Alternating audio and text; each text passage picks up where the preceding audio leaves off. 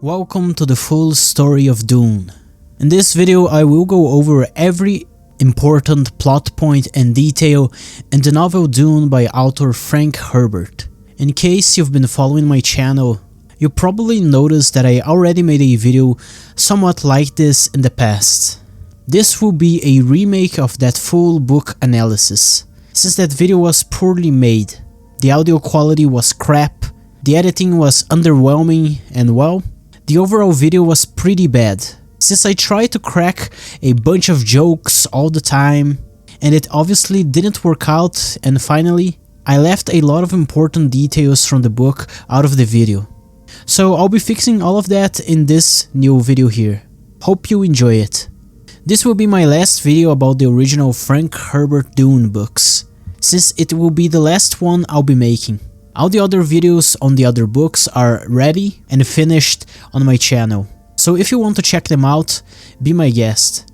I'll also make a ranking of Frank Herbert's Dune, from my least favorite book to my most favorite book, so stay tuned for that one as well. Before we get to the story of Dune, I would just like to share how Dune literally changed my life. I got into Dune because of Denis Villeneuve. I had just watched Blade Runner 2049 and I decided to watch this other movie by him, called Dune. I loved that movie, but wasn't ultimately interested in the books. After a few months, I ended up listening to a unique album by the band Sleep. In case you don't know, the album, mostly its artwork, was somewhat inspired by Dune.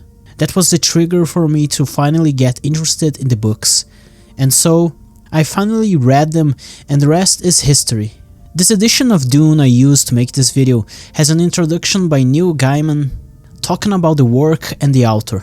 Frank Herbert was a man ahead of his time. He understood climate change before most people even started thinking about it. He was a visionary who understood ecology in a planetary scale. So basically, just as Dune was a book way ahead of its time, Frank Herbert was also a man way ahead of his time. The book was first published on 1965, but the story begins in the year 10,191 AG and ends in the year 10,193 AG.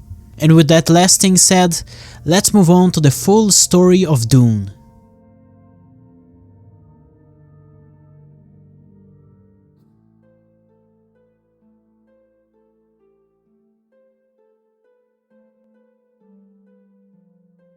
Gaius Ellen Mohiam, a Reverend mother of the Bene Gesserit, came to visit planet Caladan to see Paul Atreides, son of Jessica.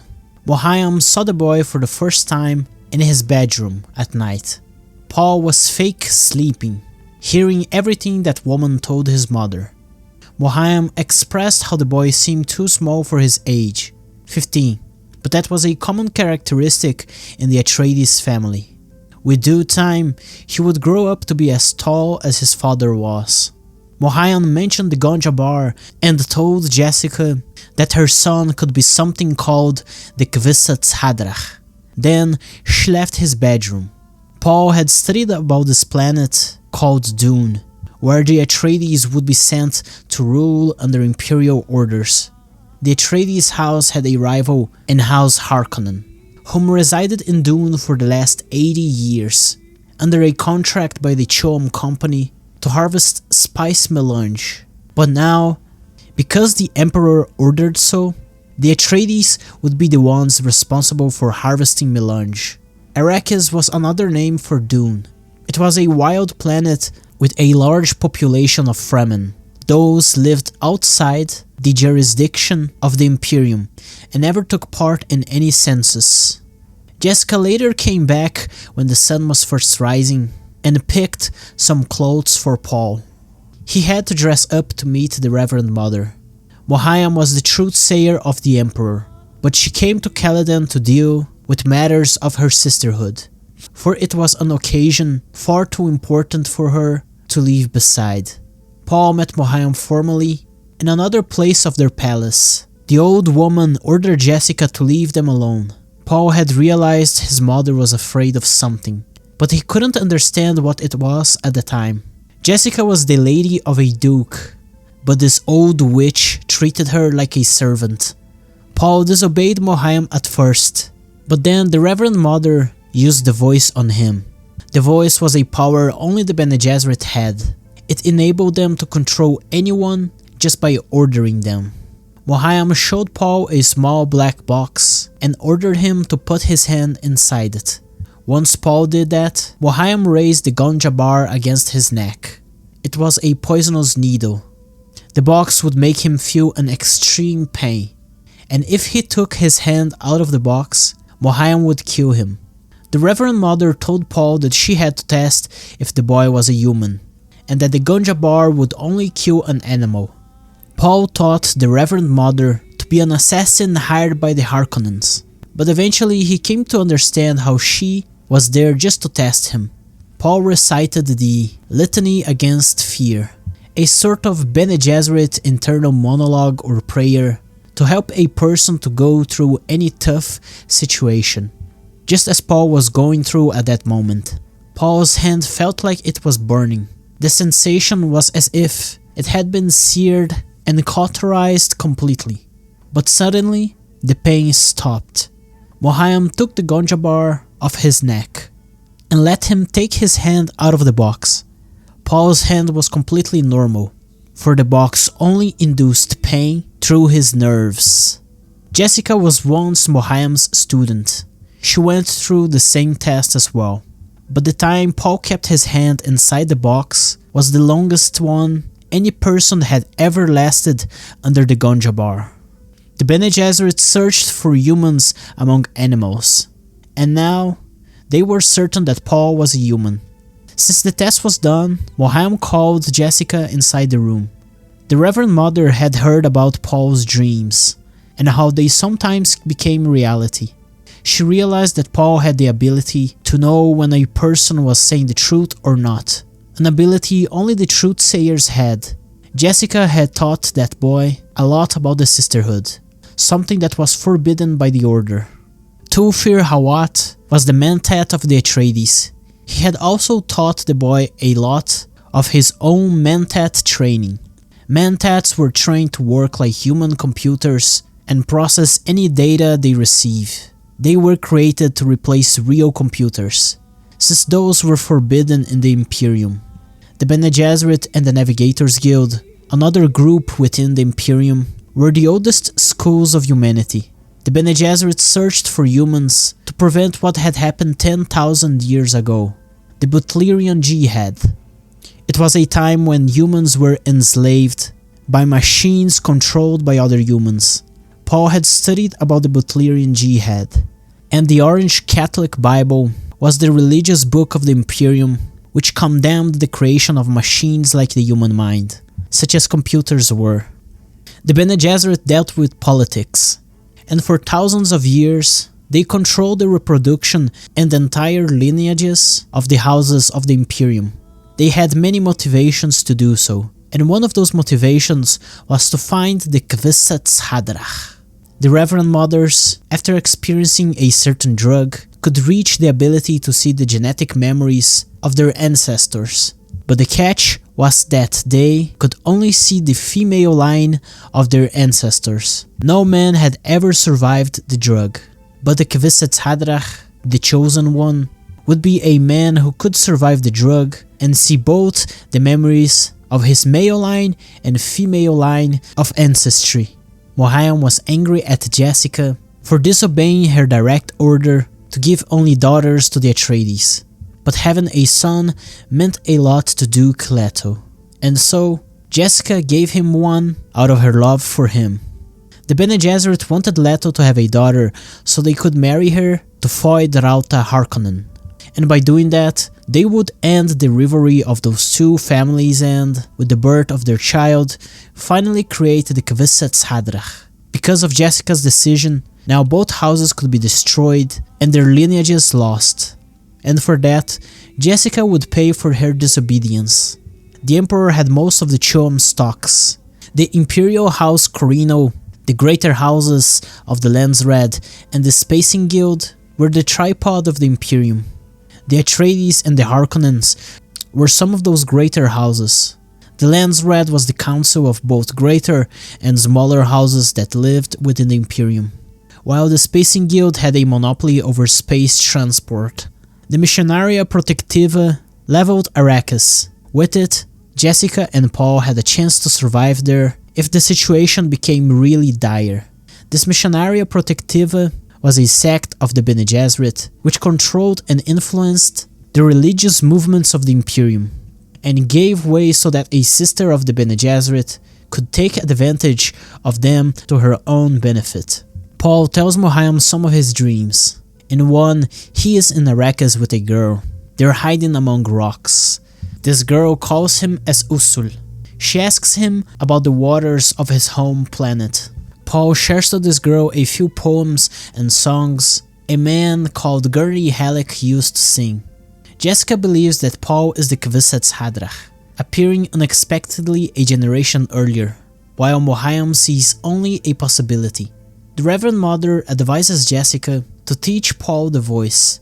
The old woman is comprehensive toward Jessica, and pathetic, and she tries her best to help Jessica and her son. But, as she tells the mother and son, they cannot save Leto, for he's already lost.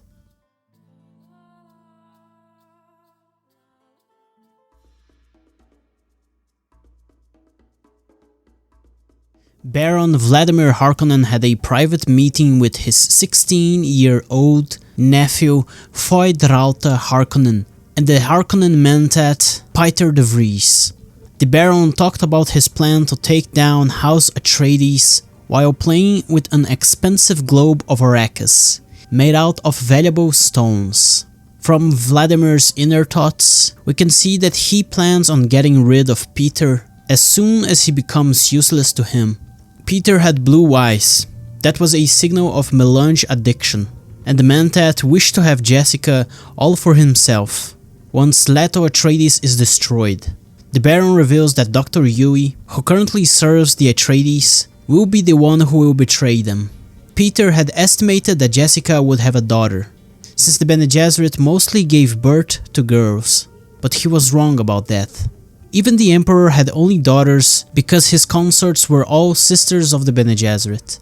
Vladimir asks Peter to explain their plans to Feyd, and, against his will, the mentat explained such plans to the boy. Peter says that in a few days, Leto and all of his house will move to Arrakis. That planet has only two cities, Carthago and Arrakeen. The Harkonnen occupied mostly Carthago, but the Atreides will most certainly move into Arrakeen, which was an easier city to defend. Peter had many plans within plans, and he imagined that Thufir, the mentat of the Atreides, also had many plans within plans. The Atreides will settle in the official residence, previously under Count Fenring and his wife, when the Harkonnen ruled Carthago. Peter planned an attempt against Leto's son, but the chances of it succeeding were slim, and that was on purpose. Dr. Yui had imperial conditioning, which was believed to be unbreakable, but Peter had figured a way to break it. Imperial conditioning is basically when a Suk doctor, as Yui was himself, is trained to be unable to hurt his patients.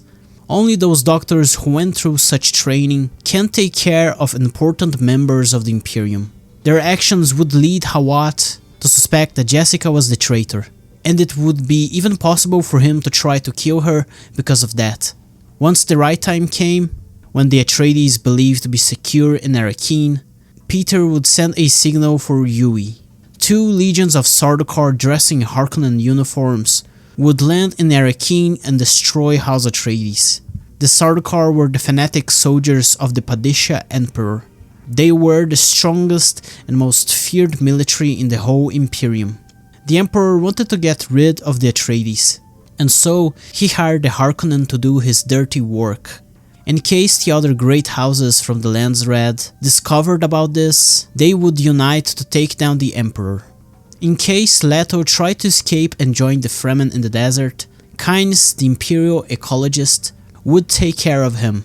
There was a possibility that Leto would desert and leave the Imperium, but otherwise, he had no way to escape this trap, and he knew all about it already. Within a year, House Atreides would be no more, and all of the Landsraad would know that it was House Harkonnen who defeated them. After the deal is finished, the Harkonnen would be as rich, or maybe even richer, than the Chom Company itself, which controlled all the trade in the Imperium and didn't even respond to the Emperor, for they had their own private council. After this meeting, Vladimir leaves from the dark corner of the room he was at and reveals his immensely fat body. He couldn't walk because of how fat he was, and due to that he used machines implanted in his limbs so he could float in the air.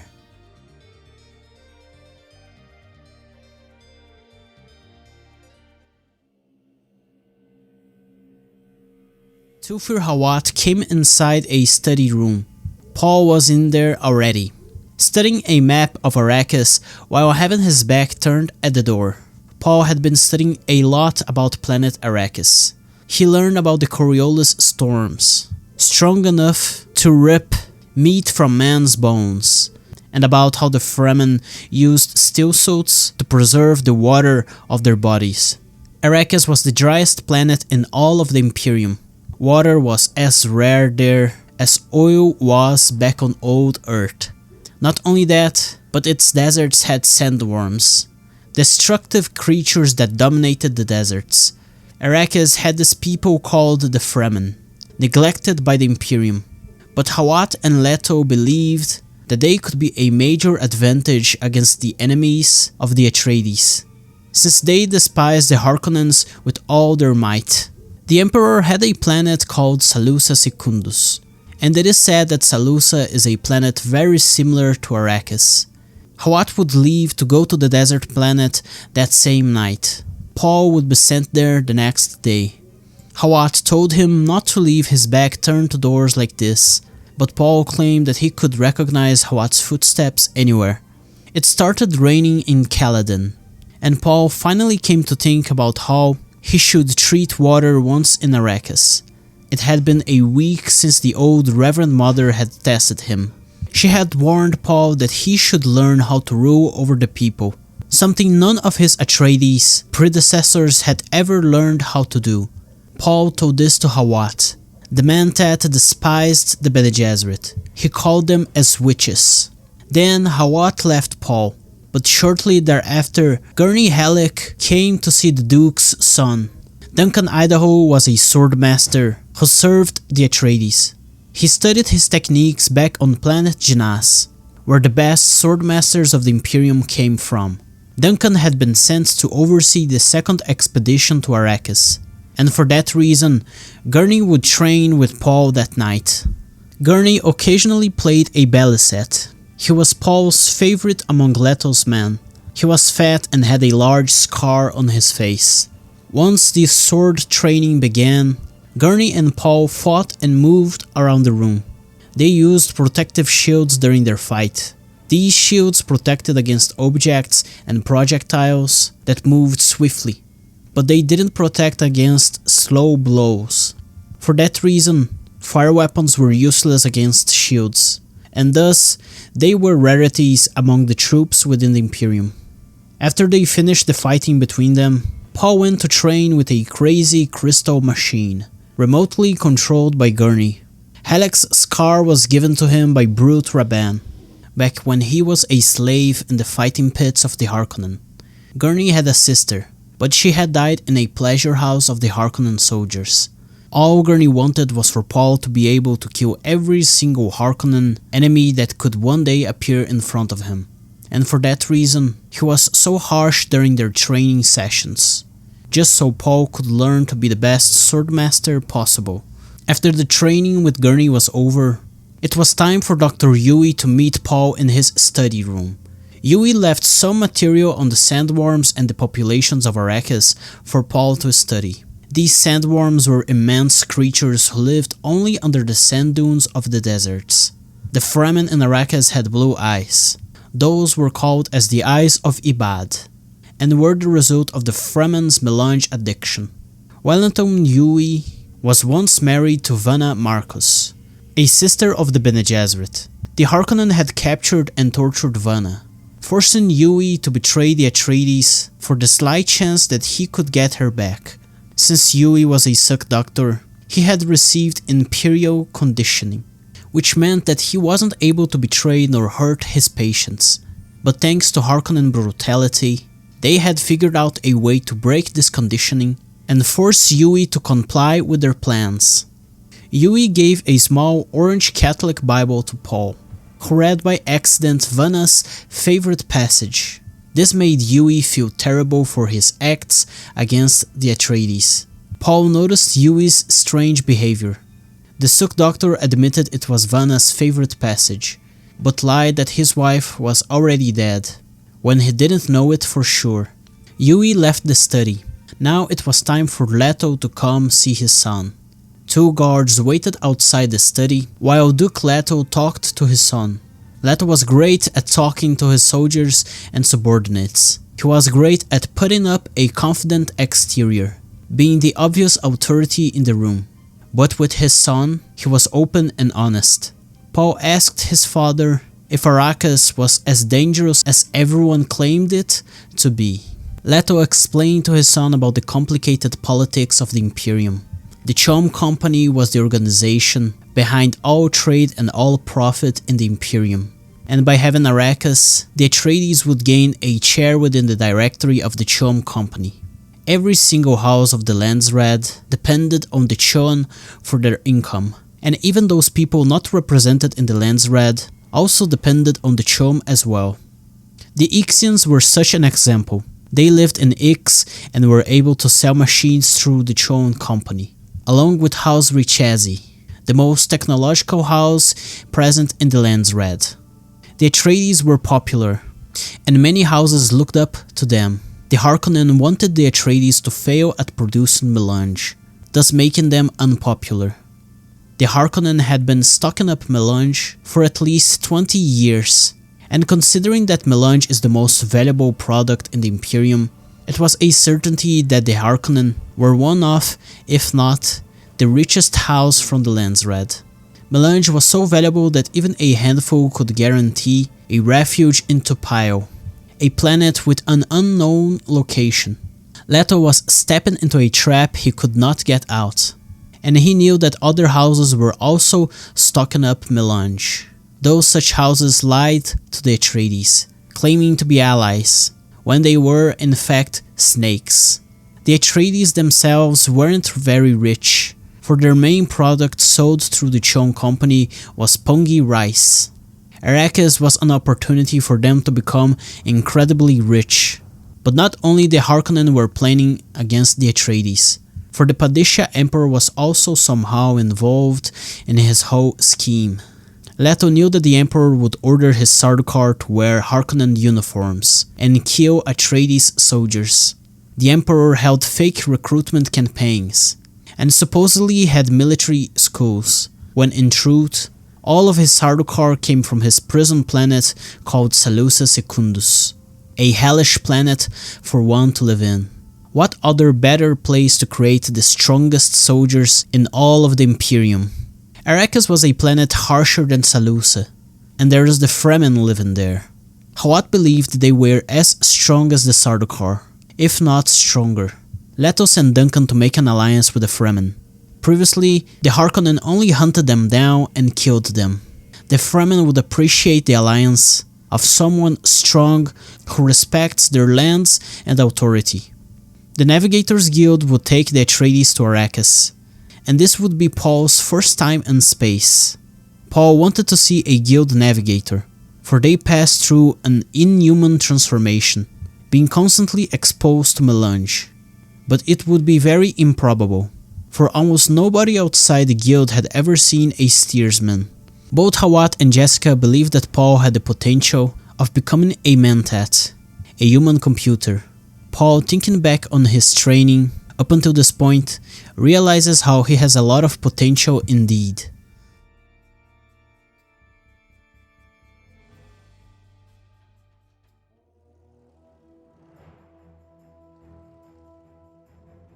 The Atreides' belongings were being carried inside the residence and unpacked.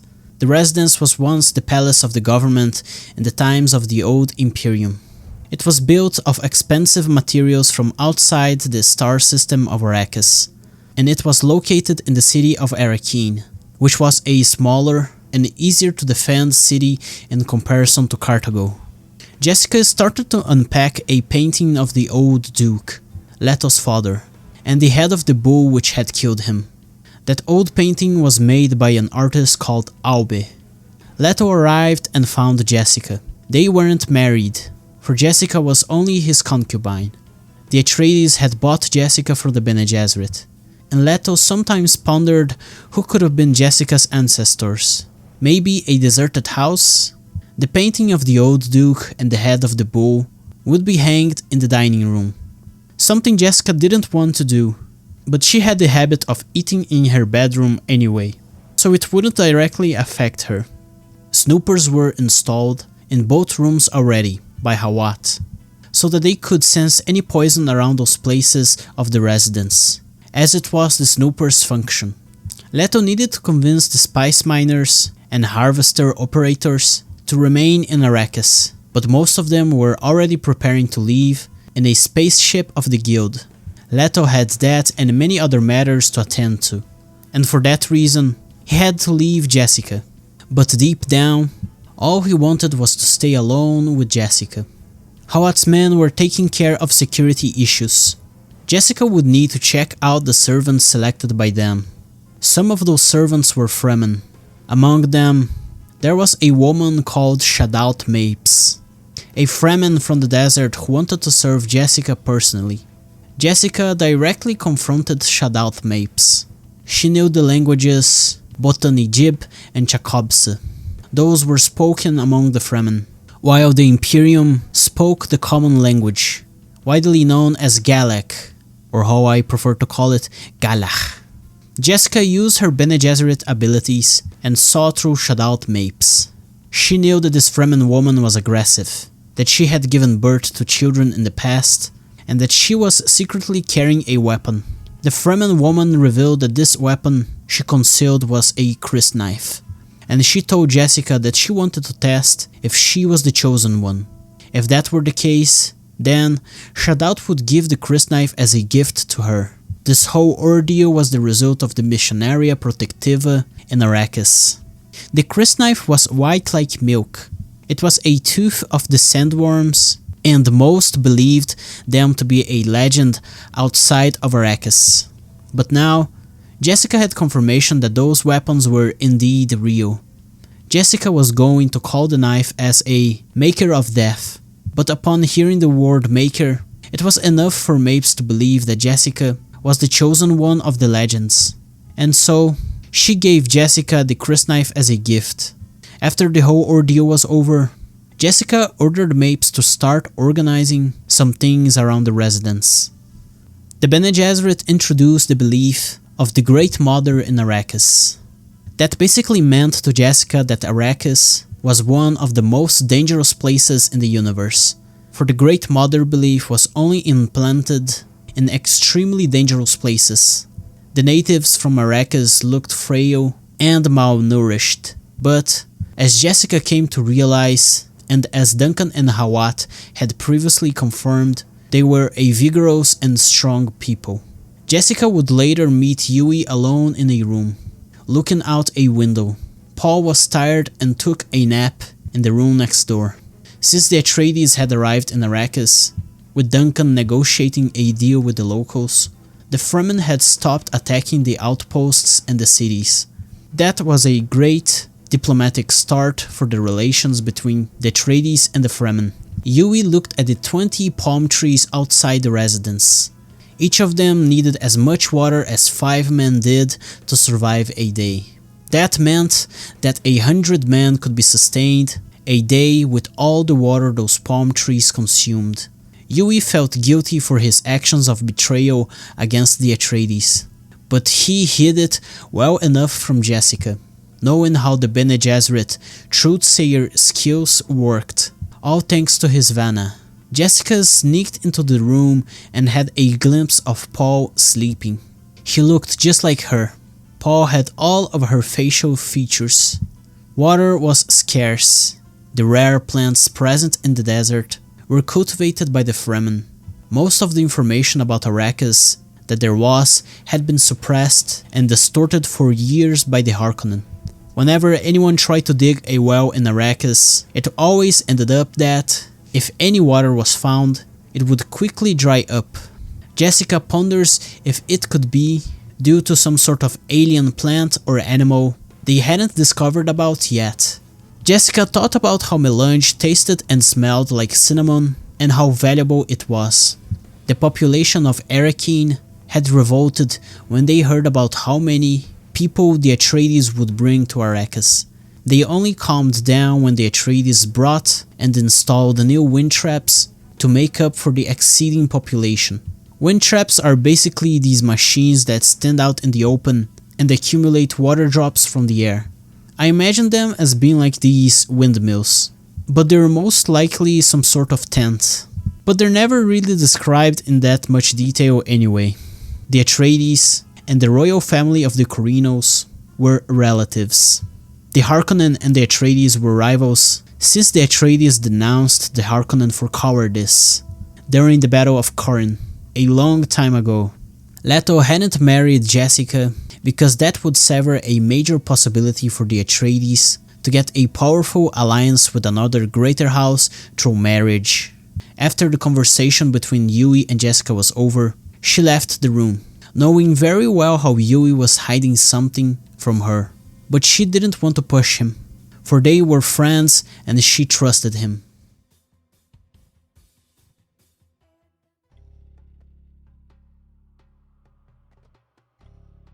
Paul faked to be asleep. He knew that Jessica had looked inside his room and that she believed he was sleeping. His bedroom had a carved wood frame depicting a large fish on one of the walls.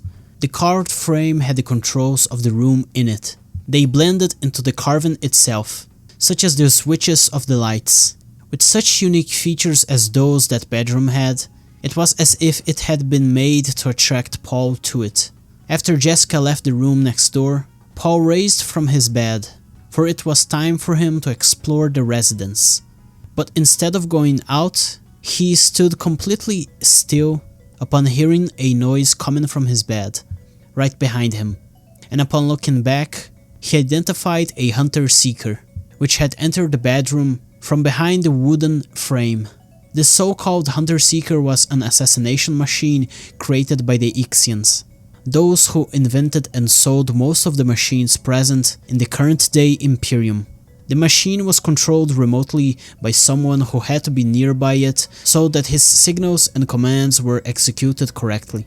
Hunter-seekers could only sense movements, and because Paul stayed immobile, the machine flew around the room, unable to find him. Eventually, Shaddam Mapes opened the door, giving Paul the opportunity to take the machine and hit its nose against the wall, breaking the hunter-seeker and making it useless.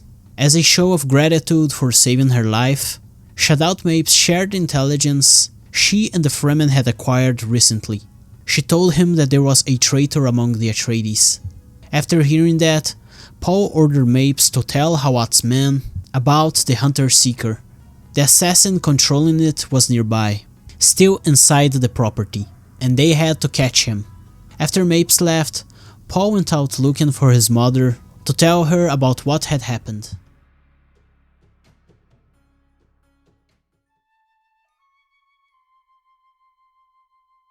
Jessica went up a set of stairs within the residence and found a special room. Its door opened only to a specific shape of someone's hand, and Jessica, being a Bene Gesserit, could use her abilities to reshape her hand as needed and open the door. And so she did exactly that. The room on the other side was filled with plants and water. The chamber had a glass which filtered Arrakis' white star into a yellow light. This room had enough water for 1,000 people. While exploring the place, Jessica found a letter that was left for her by Lady Fenring. Lady Margot Fenring was the wife of Count Fenring, who previously lived inside the residence, when the Harkonnens still ruled over Arrakis. The letter welcomed Jessica, but secretly it was a Bene Gesserit warning message from one sister to another. Jessica found another secret message written on a leaf inside that room. Margot warned that a special room was prepared to attract the Duke's son. That room was filled with traps with the intention to kill the boy. Margot also warned about there being a traitor among the high-ranking officials of the Atreides. Unfortunately, that was all that Margot could share with her fellow sister. That was all she knew. After Jessica finished reading the message, Paul came into the room and shoved the Hunter-Seeker inside the water fountain, burning the little machine and making sure once more that it wasn't a threat anymore. Hawat's men were already searching for whoever was controlling that thing. The one responsible for it had to be nearby Paul's room. Jessica then explained to her son about that special room they were in and about the secret messages. In there they were in a safe place, of that she was sure. Paul said how Hawat was a very old man. He had served the Atreides for 3 generations already. He was getting sloppy as he aged. Then, one of Hawat's men entered the room. The Harkonnen who was controlling the Hunter-Seeker was found inside a hidden chamber in the basement. That man had been cemented into that tight space around a month ago. Unfortunately, Hawat's men beated the Harkonnen to death before anyone could interrogate him. And after that, sonar radars were used to find any other possible hidden chambers within the residence. After sharing the report, the man left the room. A guard would be placed outside until security in the area was guaranteed. Jessica talked to Paul about who could be this traitor mentioned in the message, but it could also be a mislead purposefully leaked for the Atreides to intercept and start killing themselves. Paul thought about the high-ranking officials and reflected which could be said traitor. He first thought of Yui, but Jessica assured him that Yui had received Imperial conditioning and that he would never harm the Atreides. Mother and son rested a while. Jessica, through the windows of the room, saw what seemed to be some sort of light blinking a Morse code from one of the mountains, far away from Arrakeen. Could that be a Harkonnen sending a secret message? Maybe a Fremen sending one. What if it was someone else entirely?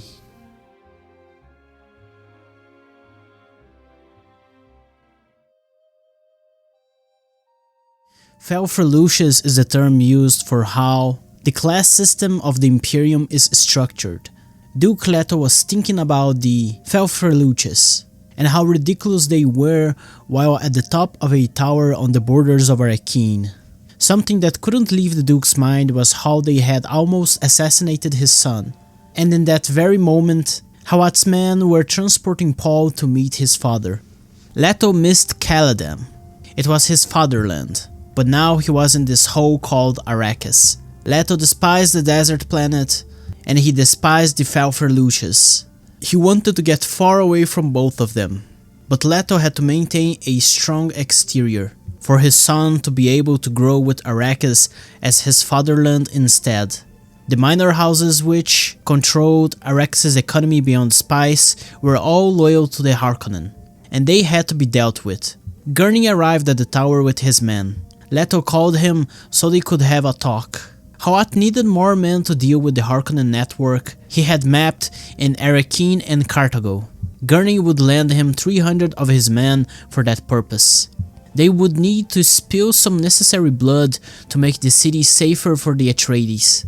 Not only that, but Leto also needed Halleck to convince 800 spice miners to change their minds about leaving Arrakis and instead to stay and work for Leto. Gurney was to not use violence against these men, for they were valuable workers that would come to help the Atreides in their objectives. The Atreides soldiers still had to be taught about water discipline, as to not waste that valuable resource. They would no longer shower with water, but instead with sand. After the orders were relayed, Gurney left to execute them. The Atreides had the best propaganda department in all of the lands read. They had to convince the common people, workers, and the Fremen that they were the good guys. The Atreides men who were single would really like to know that, as it so seemed to be the case, the city population in Arrakis had way more women than men. That would keep them occupied while they weren't in duty. But still, Leto couldn't stop thinking about how they almost had assassinated his son. Eventually, Paul arrived, and father and son were alone in the conference room at the tower. From there, they could see the nearby landing pads of the ornithopters. Paul told his father about the secret message from the green room and how there was a traitor among the Atreides.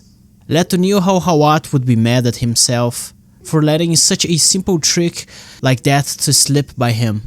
Paul also told his father about how he only survived thanks to Hawat's training against hunter-seekers. That would make the old man happy, at least. Hawat came into the room and asked for his resignation for having failed his duke. But Leto assured him that he didn't fail the Atreides. He was still a great mentat who always had done a great job for his house. Hawat accepted his duke's words and called for Gurney and the other Atreides officials to come into the room. They started a meeting to discuss their current situation and their future prospects. Duncan sent reports on how the Fremen were strong and honorable. They lived in large sieges and were all loyal to someone or something, a man or a deity, called the Liet. Duncan also shared how the Fremen had commercial relations with the Smugglers up to a certain point. The Fremen so far liked the Atreides and were amicable with them. Leto would impose a small tax on these smugglers, and Gurney would oversee that they pay such tax.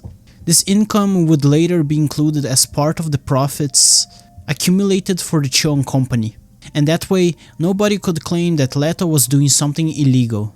This transition from Harkonnen to Atreides was being overseen by a judge of the change, an imperial ecologist who had not yet met Leto. Hawat acquired the few documents the Harkonnen had left, and their profits were astonishing.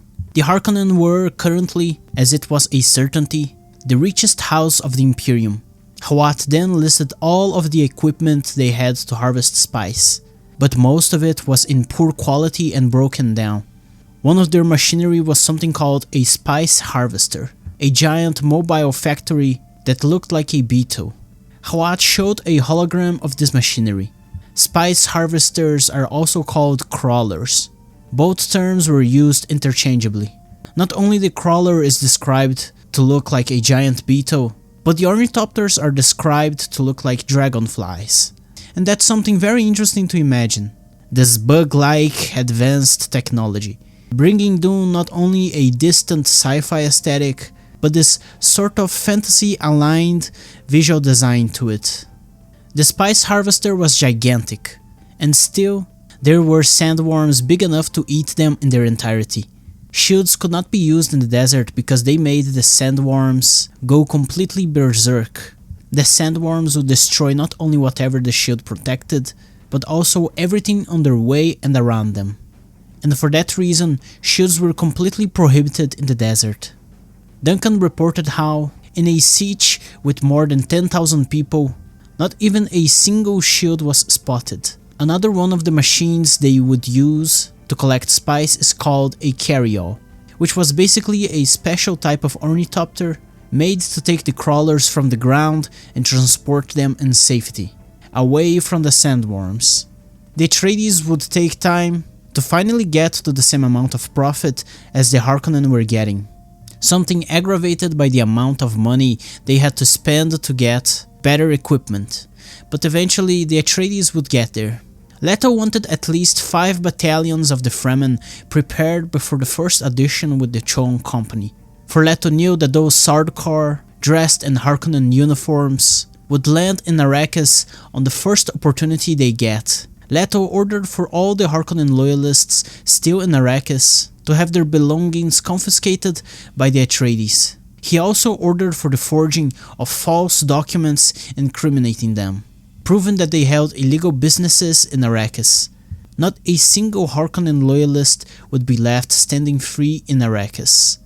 During the meeting, Paul noticed the red color of the Sappho drink Hawat had in his lips. Sappho was a drink which improved the awareness and mental capabilities of the Mentats. Basically, it was an energy drink. At this point in the meeting, Duncan Idaho came rushing into the room unexpectedly. A Fremen messenger had been injured by a Harkonnen soldier who dressed as a Fremen. Both him and any other Harkonnen who was with him was already dead, killed by real Fremen hands. Idaho had a crysknife he intended to show Leto, but then a Fremen from the desert joined them and prevented that from happening. A crysknife could be shown only to another Fremen, and if it were drawn, blood had to be spilled before the weapon was sheathed back. No foreigner could be left alive after seeing a crysknife, and to his eyes, the Atreides were still foreigners in Arrakis. That man was a Nabe, a leader of one of the Sietches.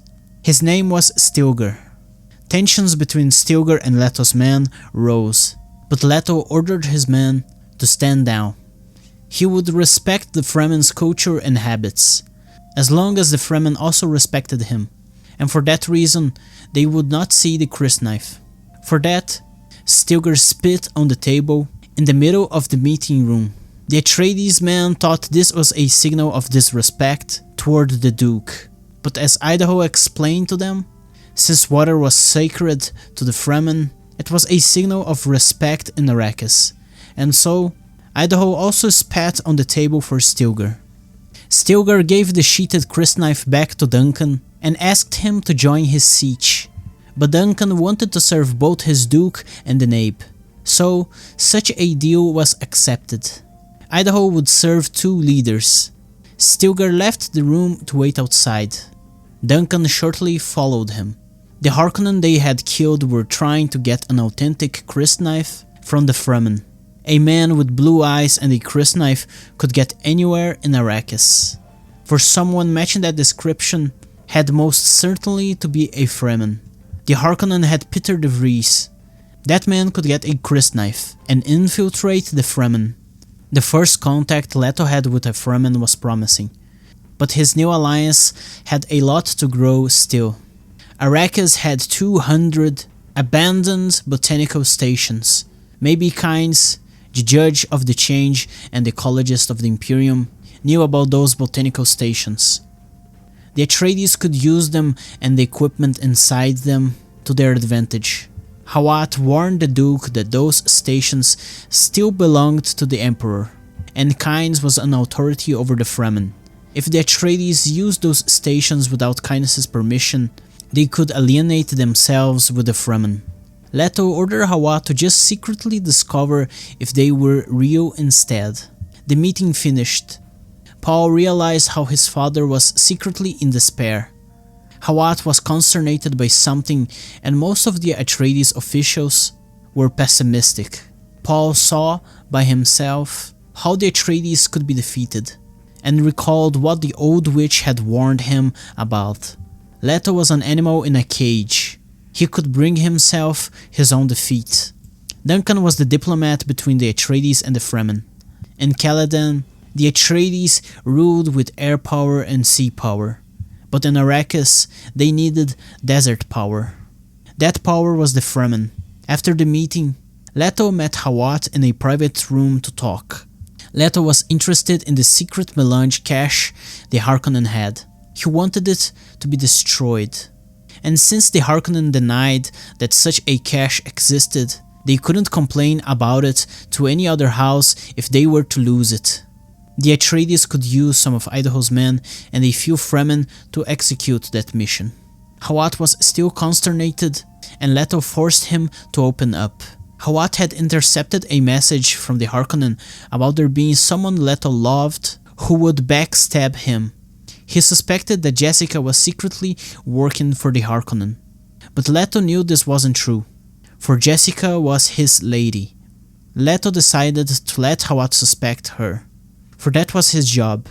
Leto firmly believed that the Harkonnen objective was to make him suspicious of the mother of his son, who was, in fact, innocent. Hawat would have some men constantly watching Jessica to make sure that she wouldn't do anything suspicious. Before Leto left, Hawat gave him some documentation on what the natives were saying when they first saw Paul. Mahdi, that was the word.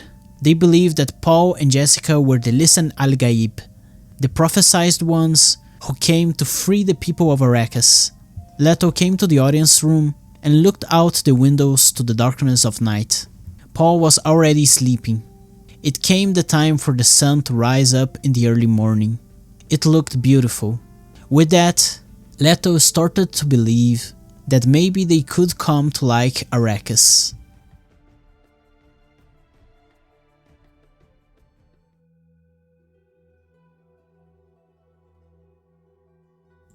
During breakfast, Leto and his son talked about this deal with the Harkonnen. Leto would never suspect Jessica to be the traitor. He knew her very well. The Duke was still very tired. Paul had been shown the documents about the Fremen religion, and about how some of them started calling Paul as the Mahdi, while he and his mother were referred to as the Lisan al-Gaib. Leto pondered if it would have been better for House Atreides to desert the Imperium and escape away. Leto had to make it seem as if he suspected of his lady, to bring to light the real traitor among the Atreides. Jessica herself couldn't know about this, but since Paul was hearing all of that from his father, in case things went bad, Paul had to tell his mother that Leto never really suspected of her. Leto told Paul that, if things came to that, his son could take advantage of the Fremen religion and their belief that he was their messiah. House Atreides could become a guerrilla house and be left outside of the Landsred, and that would be a disgrace. Paul knew not what to tell his father.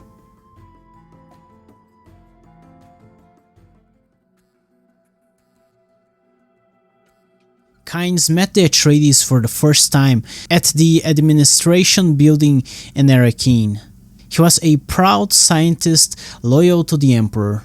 He knew about the secret plans to get rid of the Atreides, and he had his own personal Fremen guards. Kynes was consternated, for Paul fit the Fremen prophecies very well. Regardless of that, he had so far disliked the Atreides. They made Hawat interrogate him all night long, and Kynes knew the Atreides wanted to use the ecological stations for themselves. And on top of it all, Gurney Halleck had educated him on how to interact with the Duke. When Leto and Paul first met Kynes, Paul immediately asked him if he was a Fremen. Kynes was welcomed in both villages and sieges alike. Leto realized that this man was indeed a Fremen, because of his Fremen guards and because the ecologist had the eyes of Ibad. The Imperial ecologist had become a native. Leto thanked Kynes for the stillsuits he gave the Atreides. Paul then quoted a passage from the Orange Catholic Bible. The Fremen guards became agitated, for the prophecy said that the Lisan al-Gaib would know the sacred words and greet his people with them. Kynes wanted to inspect if Leto and Paul had worn the stillsuits correctly, and so the Duke let him do that, without knowing the man well enough. But he placed his trust in that ecologist, much to the dislike of his Atreides guards. While Kynes adjusted a few things on Leto's suit, he explained how it worked. The stillsuits preserved water and stored it. The wearer could drink that recycled water through a tube from their mask. A few water pumps store the water and pump them up from the lower parts of the suit. The user's urine and feces were also filtered and turned into drinkable water. After Leto, Kynes checked on Paul, but the boy had worn the stillsuit perfectly, as if he knew exactly how to do it. Another part of the prophecy was that the Lisan al-Gaib would know the ways of the Fremen as if he were a Fremen himself. The group entered an ornithopter. It was time to see a spice harvester working. Inside the ornithopter, they traveled to where there was a harvester already collecting melange. Leto piloted the topter, and while doing so, he had a talk with Kynes. Paul used his Bene Gesserit skills and saw some signals in Kynes, which meant that he was hiding something from them. Kynes knew Leto wanted the botanical stations, and he had seen the propaganda the Atreides spread all throughout the villages. Kynes talked a little about his job as an ecologist and explained the life forms of Arrakis, while avoiding Leto's questions about the stations. The ecologist had secretly studied about the Melange and how it works, but he wasn't willing to share that knowledge. Kynes avoided answering questions about the Melange, acting as if he knew nothing, and Paul noticed it. The Harkonnen prohibited anyone from studying the Melange.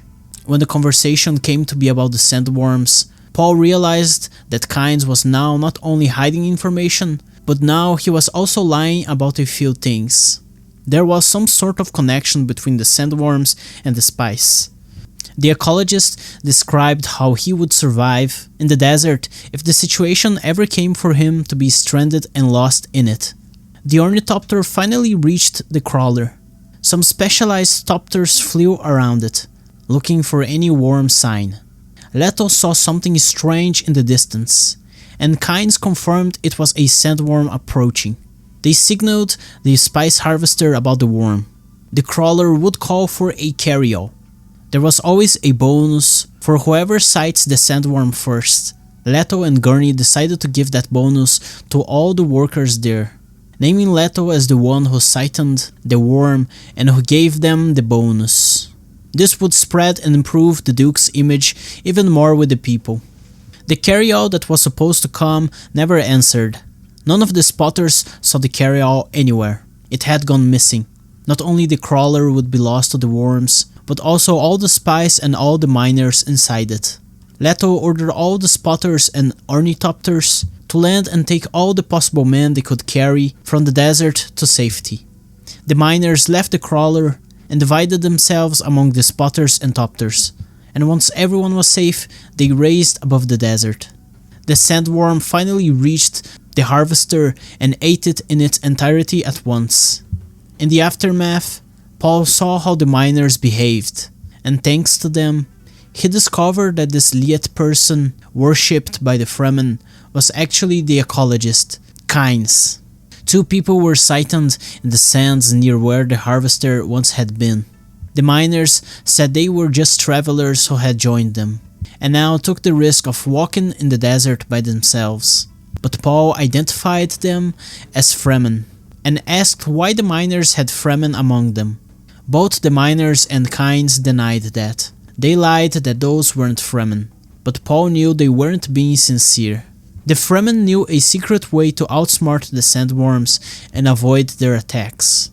In silence, Kynes admitted to himself, at the end of this mission to the desert, that because Leto almost sacrificed himself and his son to save his men and left a harvester filled with spice to the desert, the ecologist started liking this Duke. He could see how a Duke like that could gain fanatic followers that would give up their lives for him.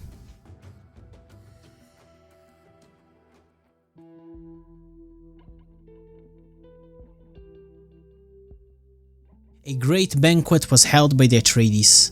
They had a great feast at the residence. There was a lot of water at the table. Leto calculated all of it could be used to sustain a poor family in Arrakis for around a year.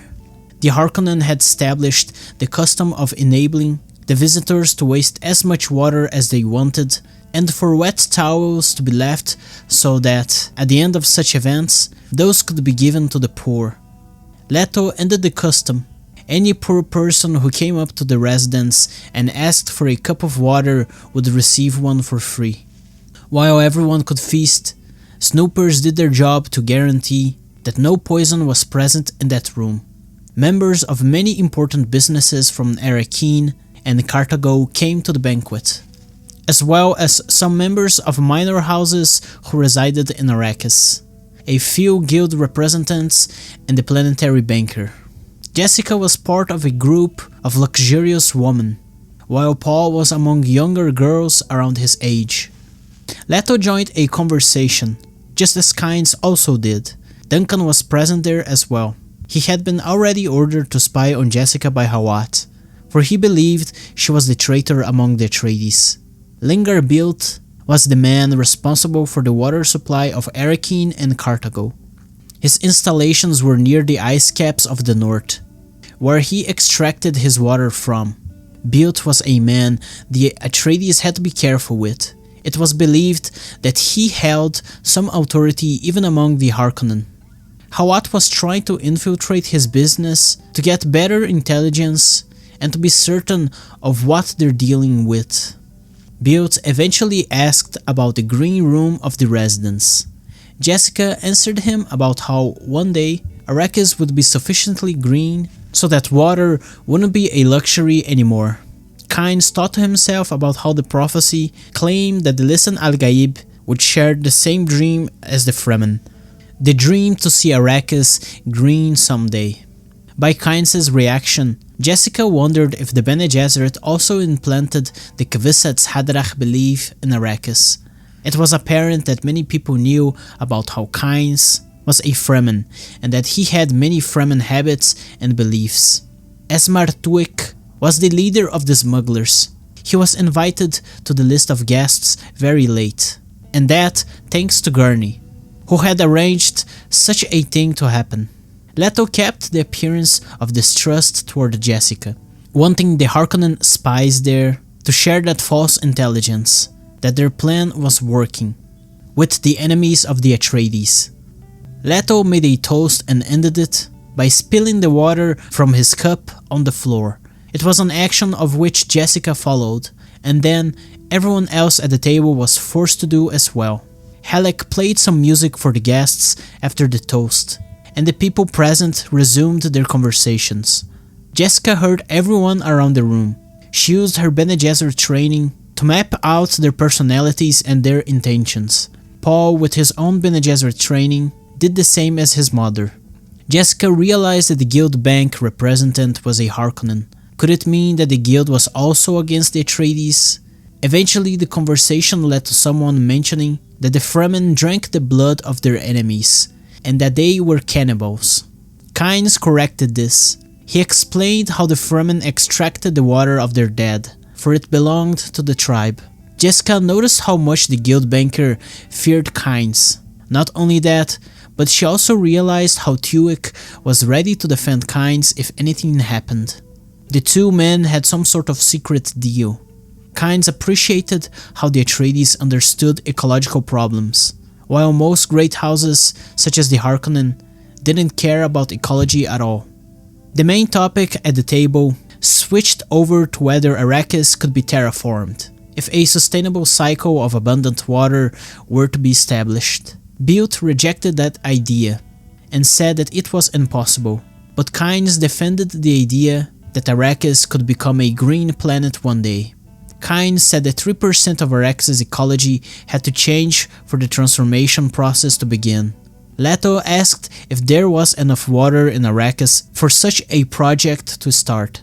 Kynes answered that there could be, but also that he didn't know for sure. Jessica and Paul knew that Kynes was lying. There was indeed enough water already. Arrakis could become a green planet. One of Hawat's men came running to Leto to give him some information. Leto called Paul to stay at his seat, while Gurney would sit where Paul was before. Leto had to go out and attend an important matter. Paul behaved like an adult. He told the story of how a man once died by drowning in Caladan. The steel suit manufacturer's daughter asked him what drowning meant. People had never died like that in Arrakis before. The Atreides guards were all prepared in case anything happened. Even Duncan, Gurney and Paul were paying a lot of attention to anything suspicious at the table. Nobody would ever use a steel suit not made by a Fremen, for they were the best that there were. Tuek made a toast and interrupted the table. Jessica believed the guild banker had intentions to assassinate Paul at the table, but thanks to Gurney's behavior, she understood that the plan was for the steel suit manufacturer's daughter to attract Paul, seduce him with sex, and later kill him. Jessica relaxed. Her son was probably the first one to have realized that plan. A soldier sneaked in a small letter to Jessica. After reading it, she told everyone at the table that they were safe, and that the lost carryall was found. A Harkonnen spy overcame the other pilots and tried to sell the carryall at a smuggler's base. Tuek's men arrested the Harkonnen and notified the Atreides. But what Jessica didn't say was that a cargo of lasguns was apprehended by Leto. Lasguns could cut through anything, except a shield.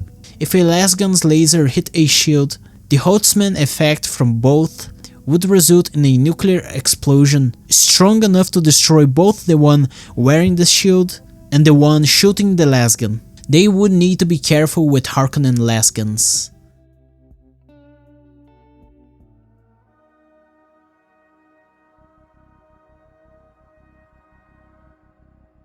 Jessica woke up at night. Someone was yelling and causing confusion near the entrance of the residence. Jessica went out to investigate. It was Duncan Idaho, drunk with spice beer. 2 guards held him while Shaddam Mapes stood by the side. Jessica ordered Mapes to bring a cup of coffee, and when she did so, Yui also arrived at the entrance. Yui asked Duncan to drink the coffee, but he was uncooperative. When Jessica ordered Duncan to drink it, he answered by saying that he wouldn't take orders from a Harkonnen spy. Jessica finally understood why everyone around her was acting so strangely in the past few days. This must have been an order by Hawat, for them to observe her. Jessica threw the hot coffee on Duncan's face, ordered the guards to lock him in a bedroom until sleep took care of him. Jessica then ordered that Hawat was to come immediately to her presence in her office so they could have a talk. In her office, Jessica would be able to know if Hawat was the Harkonnen traitor they were looking for. Jessica still had the crysknife and was ready to kill Hawat on the spot if it was necessary. It didn't take long for the Mentat to meet her there. Jessica was direct and asked him if he was a Harkonnen agent. And by his offended reaction, she knew that he was still loyal to the Duke. Why did he believe that Jessica was a traitor? None of the other important officials of the Atreides were. Who could it really be? Jessica was secretly hiding that she carried Leto's second child, and this time it was a girl. A secret she hadn't told anyone yet. The Atreides soldiers were getting drunk with spice beer. Duncan wasn't an isolated case. The morale was down. The soldiers feared that the Duke might end up disappointing them. Hawat straight up ignored these issues as if they didn't exist. Jessica tried to explain to Hawat how there could be no traitor, but a bunch of Harkonnen misleads trying to point Jessica against Thufir and Thufir against Jessica. What if they destroyed themselves?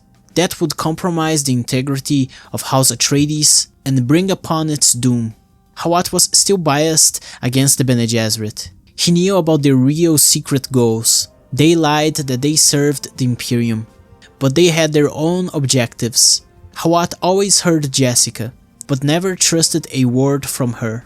He had a poisoned dart gun. He could kill Jessica right then and there, but what if he were wrong? Jessica exposed how the real target of the Harkonnen was Hawat, misleading him into opening many windows for them to attack. Hawat hated Jessica for claiming that his rationale was faulty, so he got up to leave the room. When this happened, Jessica finally showed Hawat a fraction of the Bene Gesserit power by using the voice against him, forcing him to sit and listen to her against his will. The Bene Gesserit had skills Hawat would never really comprehend. If Jessica really wanted to betray the Duke, there was nothing Hawat could do. Jessica was the bullfighter, while Hawat was the bull. For now, Hawat knew he could trust Jessica. She would have betrayed the Duke already if she really were the traitor. Jessica let him leave the room, and so he did. Now the Atreides Mentat woke up to the real threat the Harkonnen posed against them. But was it too late for him to act now?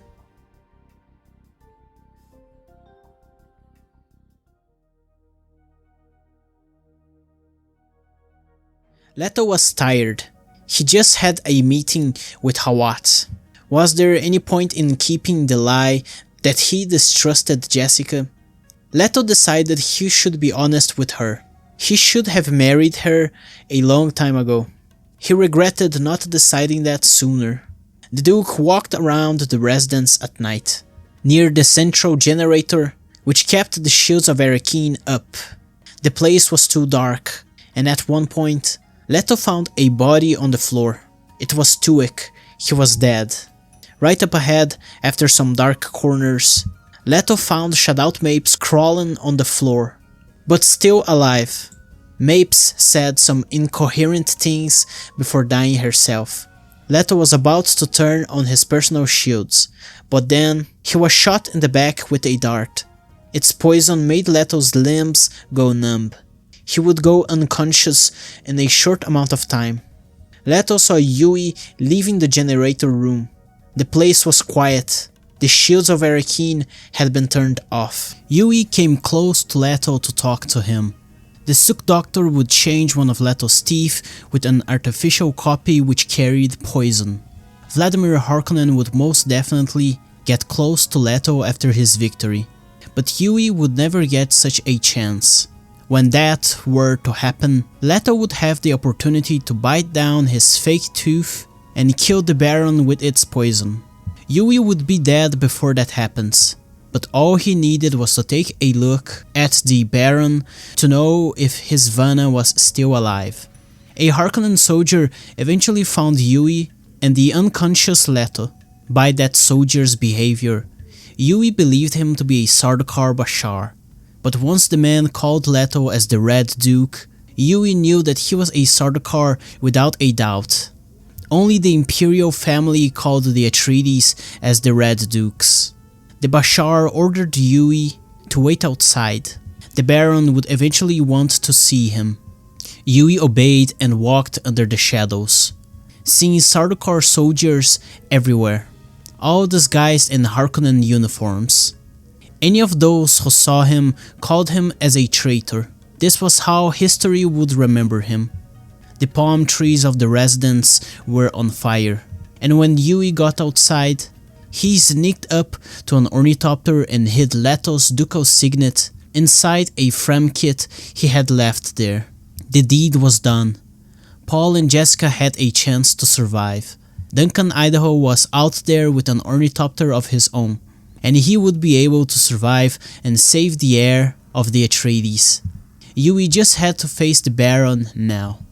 Vladimir Harkonnen watched over Arrakeen as his troops used ancient artillery to shoot toward the caves that encircled the city.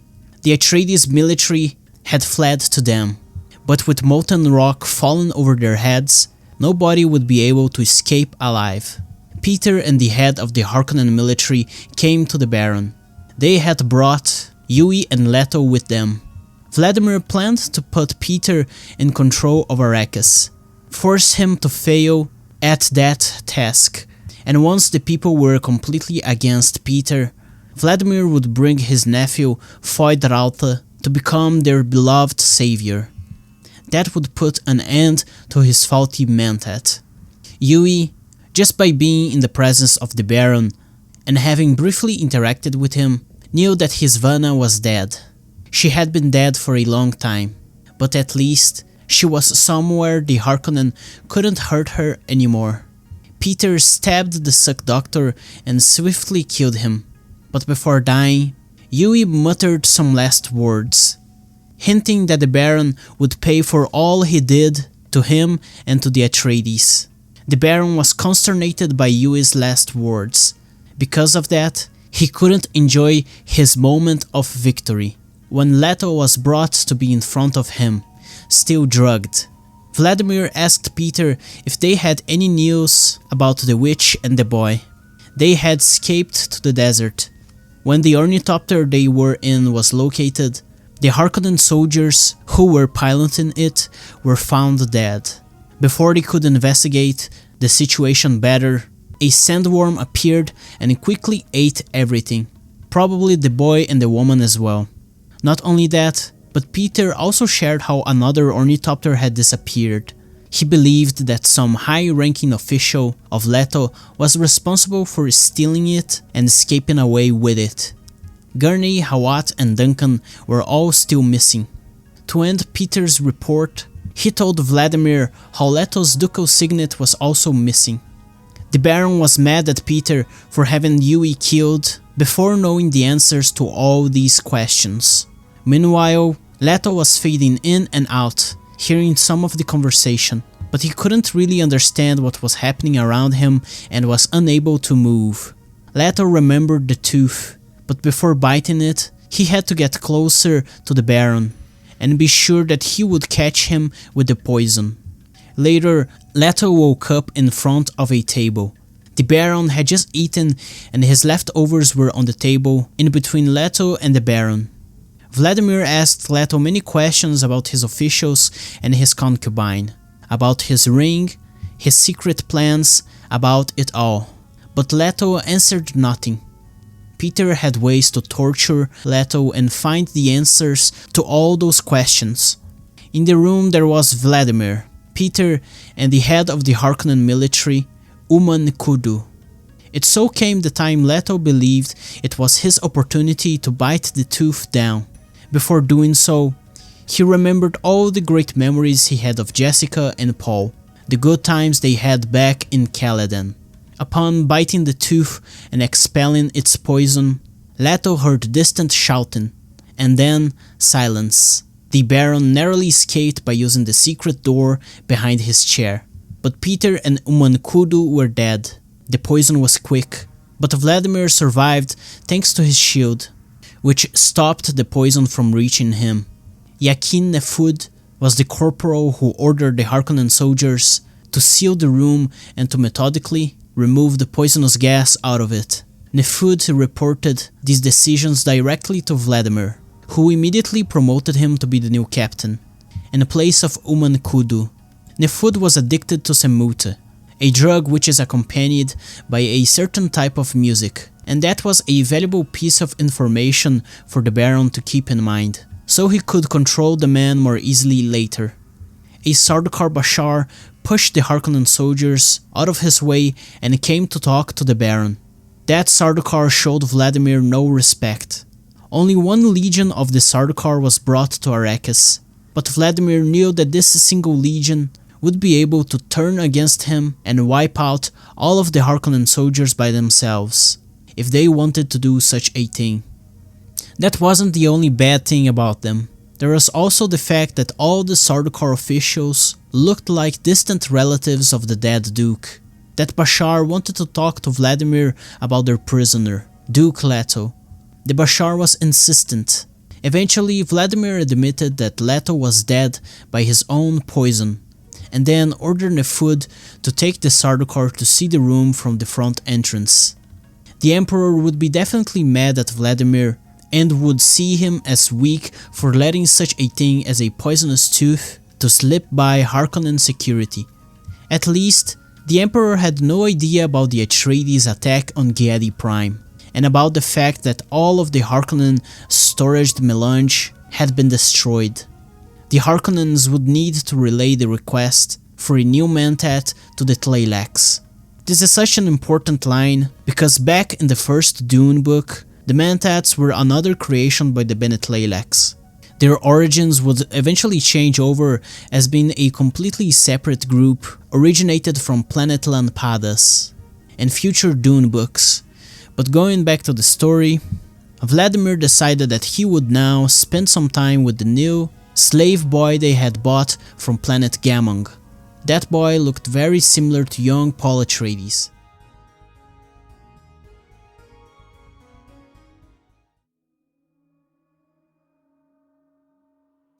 Jessica woke up in complete darkness with a gag covering her mouth. She remembered when they took her from her bedroom, and now she was on a cold floor, hearing footsteps from a nearby room. It was Baron Vladimir Harkonnen, Peter de Vries, and some Harkonnen soldiers who came to her. They knew exactly when Jessica would wake up, for the drug dosage given to her was precise. With that thought, Jessica discovered that the traitor must have been Dr. Yui, who knew her organism and knew how much drug was needed for her. The Baron was there to give Peter a choice. He could either get Jessica for himself and be exiled outside of the Imperium, or gain Arrakis and rule it under Vladimir Harkonnen. Jessica knew the Baron had something else planned, and that he was lying to Peter. But the Mentat had no way to figure this out, for he was a disturbed Mentat, corrupted by the Harkonnens into a cold killing machine. He was no longer a truly logical Mentat. Peter decided to get Arrakis.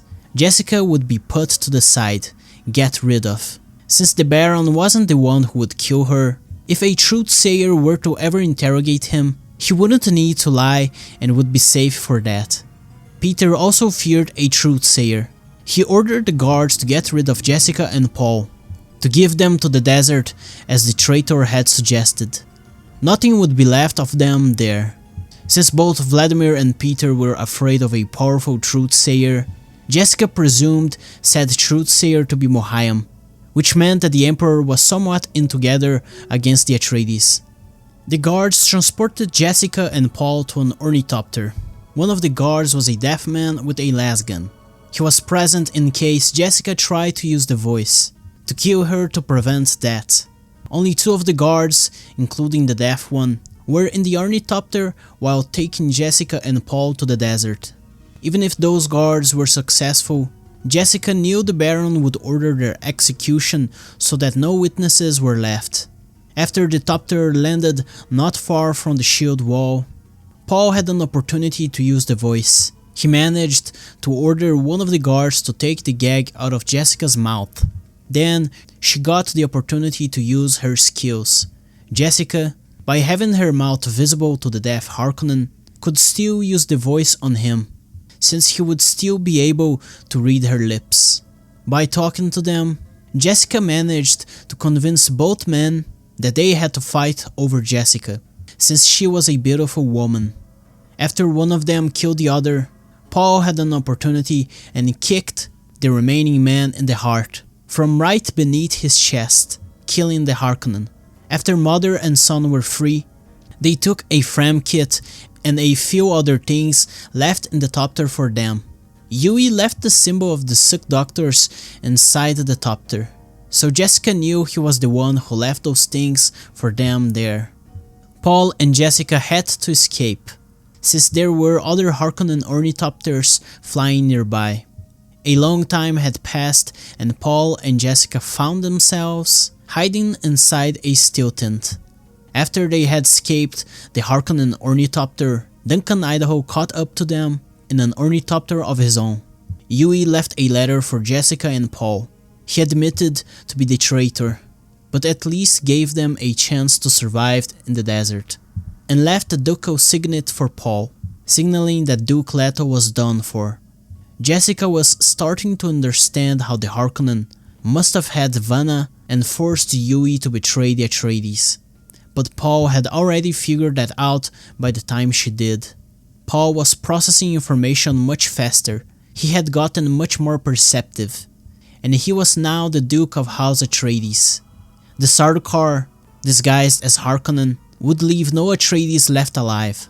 Paul and Jessica could only count on themselves to survive, and it was very improbable for them to find any other surviving Atreides soldier. The Atreides atomics were well hidden, but Paul feared the Harkonnen could end up finding them. Duncan had left Jessica and Paul to meet with Kynes and ask him for asylum. Paul turned on a radio and tried to listen to what was happening around Arrakis. The Sardaukar not only disguised themselves as Harkonnen soldiers, but also as Atreides soldiers to attack the guild bank in Carthago, an action which would end up turning the guild also against the Atreides. By what they heard from the radio, it was obvious that the Harkonnen had won and House Atreides had fallen. If Duncan didn't return in a day, they would need to leave, for he could be captured and tortured to reveal them. Paul and Jessica had steel suits, a lot of water, and a lot of Fremen equipment. They could survive the desert by themselves. Paul knew the Fremen bought off the Navigators Guild to maintain their privacy, thus keeping the guild's satellites outside of their territories. Paul's mind was processing information fast, while Jessica was slow and came to the wrong conclusions. As Leto had said, Paul and Jessica needed desert power, the Fremen, to fight back the Harkonnen. The Fremen were a sophisticated people with advanced technology. They were the key. Paul was cold and logical. He couldn't cry for his dead father. Paul told his mother how Leto never distrusted her. It was just part of his plan. Paul's cold mentat logic became premonitions of the future. He started seeing prescient visions. His visions were of the past and the future. Many different futures. He saw himself meeting different people and planets.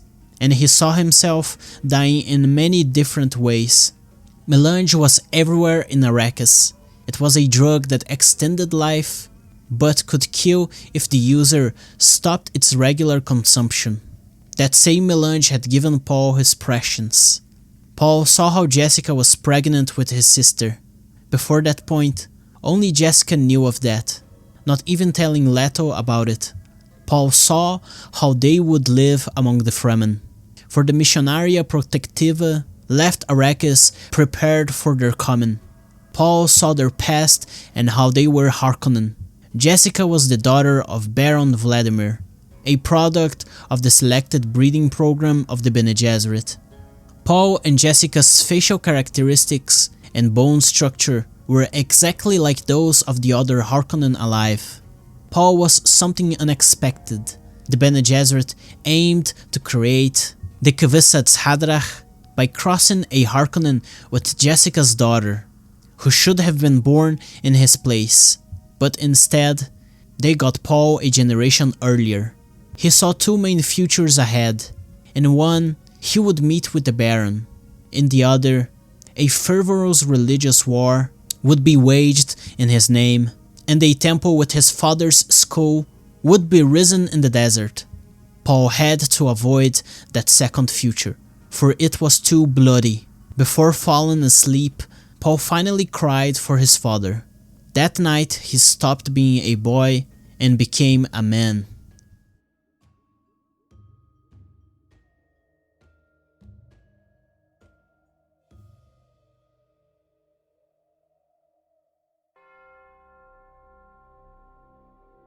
Foreigners always saw Arrakis as an unfertile desert, but to Liet-Kynes, who had recently arrived in that planet, it was the land of possibilities. The Fremen were a valuable tool. They could turn the planet green by themselves, if only they understood ecology. Kynes once saw 6 Harkonnen soldiers beating up 3 Fremen boys. When Kynes realized that those Harkonnen were going to kill the Fremen, he helped the boys to defend themselves and even tended one of them who was about to die from his wounds. That was the start of Pardo's relations with the Fremen. He started visiting sieches and gave classes about ecology to the Fremen. He talked about water in open-air areas, and that one day, people wouldn't need to wear steel suits in Arrakis anymore.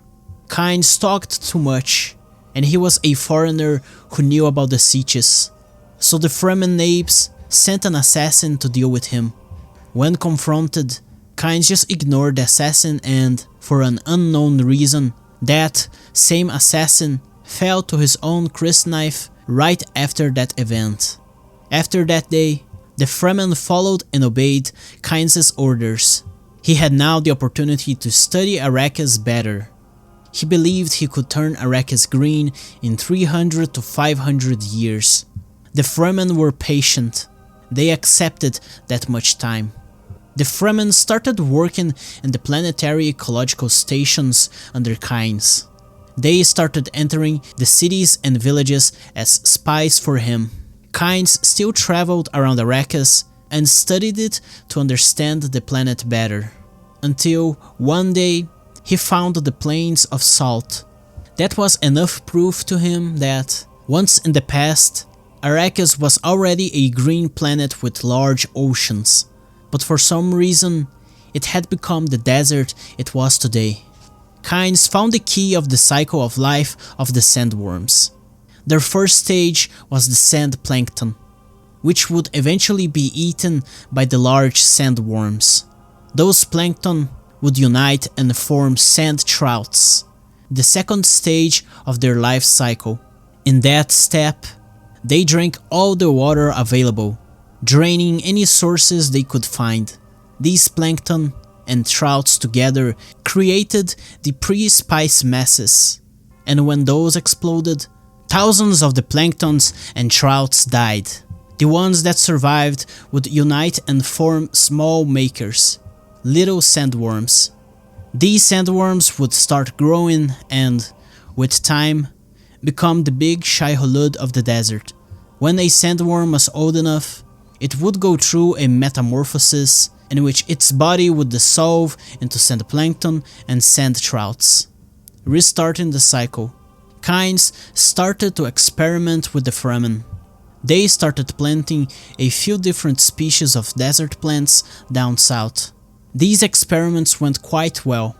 Animal species were also introduced, both prey and predators, just as insects and bats were too. Kynes taught the Fremen how ecology was to understand the system of nature, how everything worked together and affected the other components within the same ecosystem. Kynes' studies continued, and he managed to come to a new conclusion. 3% of the planet's surface needed to be converted, and once that was done, Arrakis would become self-sustainable. The plan went well, until the day Pardo Kynes died due to a cave-in Plaster Basin. His son, Liet-Kynes, was 19 years of age when that had happened. Liet was already a worm rider and a strong Fremen by that age. He had already been chosen to be the successor of Pardo as the Imperial Ecologist once his father passed away. Liet followed his father's plans, and it all went well, until the day a hero came to Arrakis and screwed it all.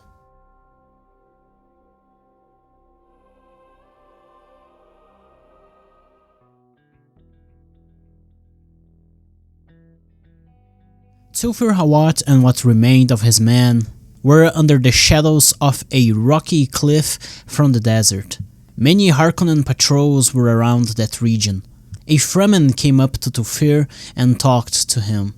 But even by using all the data available at the moment, he didn't know what the Fremen wanted to get there. Hawat wasn't in Arrakeen when the attack began. He was at an advanced outpost near Carthago. Around 2,000 ships had landed in Arrakis last night. 10 legions they carried.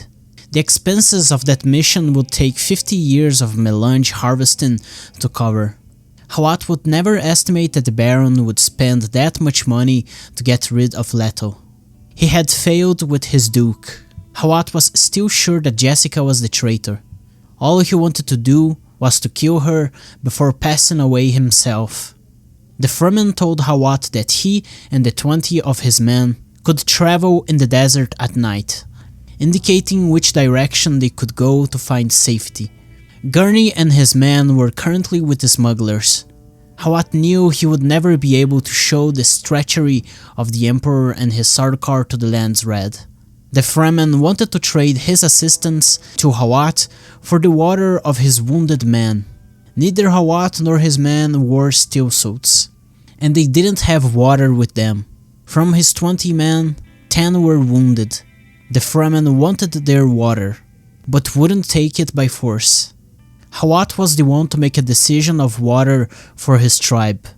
Hawat asked the Fremen for more information about what had happened. Paul was now with the Liet, while Duncan was at the residence when the shields came down. The Fremen wanted to know about the artillery used by the Harkonnen, a weapon Hawat had knowledge of. The Fremen says how they lost only 2 men in a fight against 100 who were defending one of the cannons. They captured that piece of artillery, and Liet wanted to know more about how to use it. The Fremen detailed how they only lost 2 of their men because of the strange new soldiers who fought disguised as the Harkonnen. He also revealed that they had captured 3 of them. If only the Atreides had enough time to create a strong bond with the Fremen, they would have lost not a single battle against any Harkonnen nor Sardaukar. One of Hawat's men died at that moment, and Thufir accepted the bond of water between his tribe and the Fremen. Other 4 Fremen jumped out of the rocks, packed the body of the deceased Atreides, and took it away before Hawat's men could react. They would recycle his water, but the memory of that man would not be forgotten. The Fremen didn't bury their dead, and when Hawat's men started to protest and raise arms, the Mentat explained what would happen to the one they had just lost. The Fremen would respect that fallen soldier as they did with their own people, and they would also get their steel suits for the others who were still alive and tend their wounds. The Fremen heard the sound of an ornithopter passing nearby. He sent a distrans in a bat he carried inside a cage under his cloak. Distrans are basically recorded messages, encrypted and hidden inside an animal, normally a bat or a bird. The bat flew away, and some moments later, in the open desert, a few Fremen appeared. An ornithopter appeared and landed. It fell for the bait. When its Sardaukar left the topter, hidden Fremen from under the nearby sands jumped out of their hiding spots and killed the Sardaukar. After that, they stole the ornithopter and flew away with it. When the dust settled and the Fremen were gone, only the bodies of the dead Sardaukar remained. A transport topter then appeared. It carried 300 Sardaukar. Before it could land for its troops to leave, the captured ornithopter came back and flew directly into the transport in a kamikaze attack, destroying it completely and killing all the 300 Sardaukar inside it. Immediately after this happened, a surprise attack from the Sardaukar came from up the rocks around Hawat and his men. They killed the Fremen and took Hawat out with a stun gun.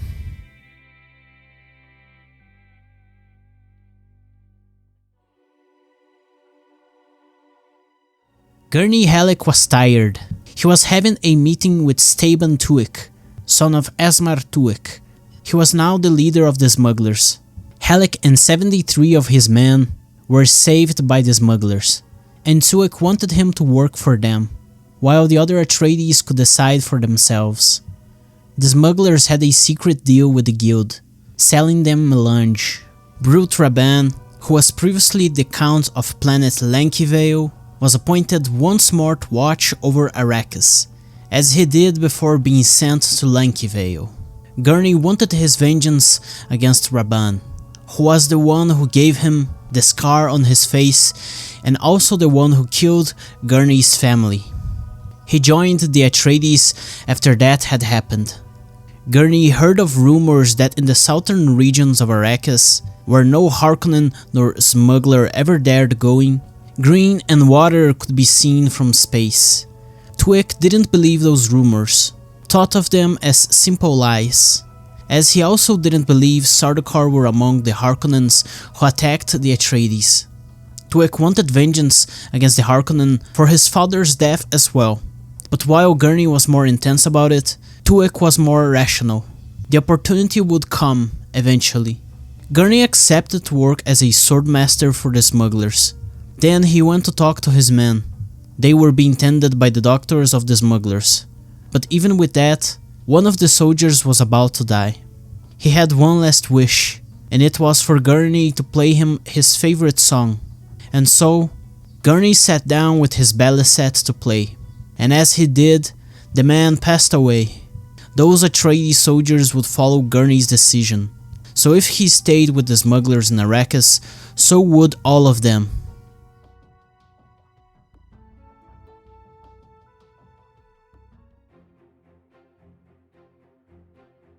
Paul and Jessica had woken up inside their steel tent.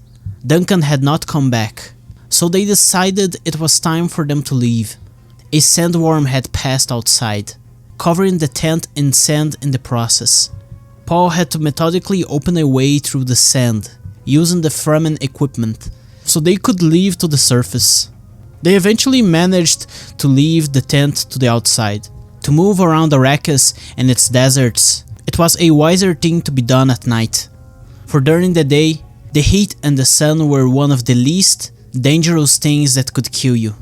Paul collected back the steel tent and carried their backpack with all the equipment and water they had. When they started moving near some rocks, explosions began going out in the distance. Harkonnen ornithopters were destroying anything that moved in the desert. Paul and Jessica had to be careful. After some time in the open desert, some ornithopters then flew above them. Duncan Idaho, Liet-Kynes, and a few Fremen were piloting those. After they landed, the Fremen covered the ornithopters with sheets which made them look like low dunes in the middle of the desert, completely camouflaged.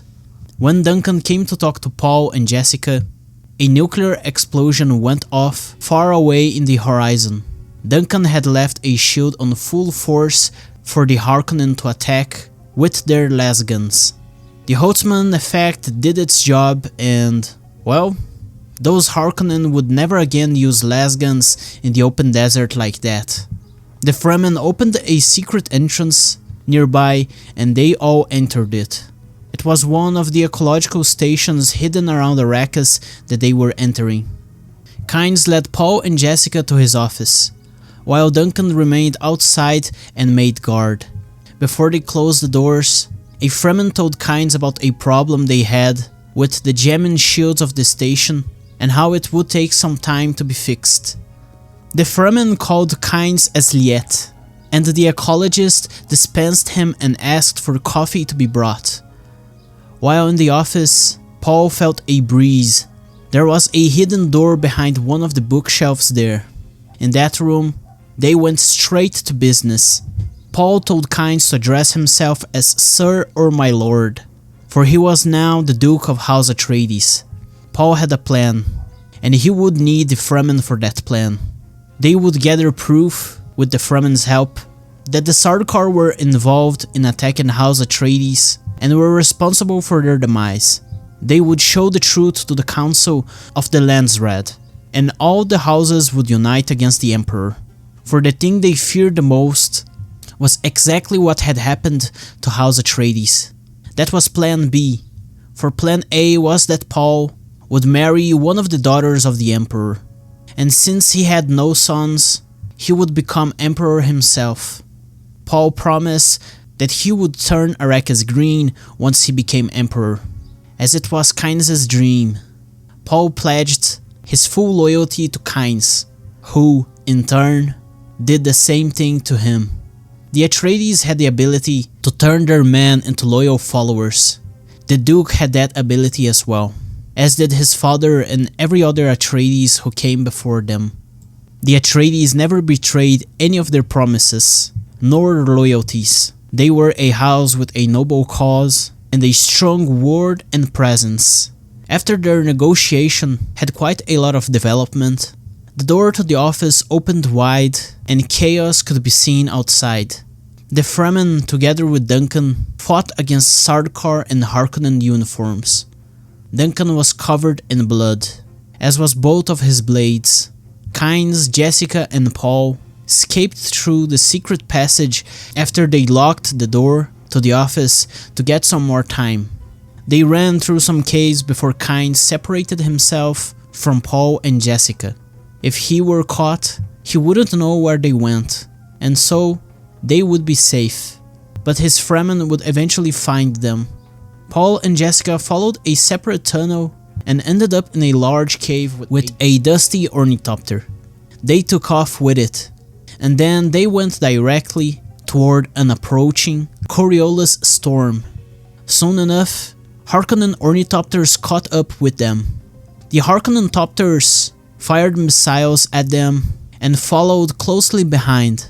Paul's only option was to enter the storm, race to its highest altitudes where the winds were weaker and the sand less dense, and travel with the storm until it ceased. As Paul did that, the Harkonnen topters were unable to follow them, and as Paul and Jessica were waved around by the winds, with the controls of the topter turned off, Paul recited the litany against fear. Now, they could only wait for the storm to end.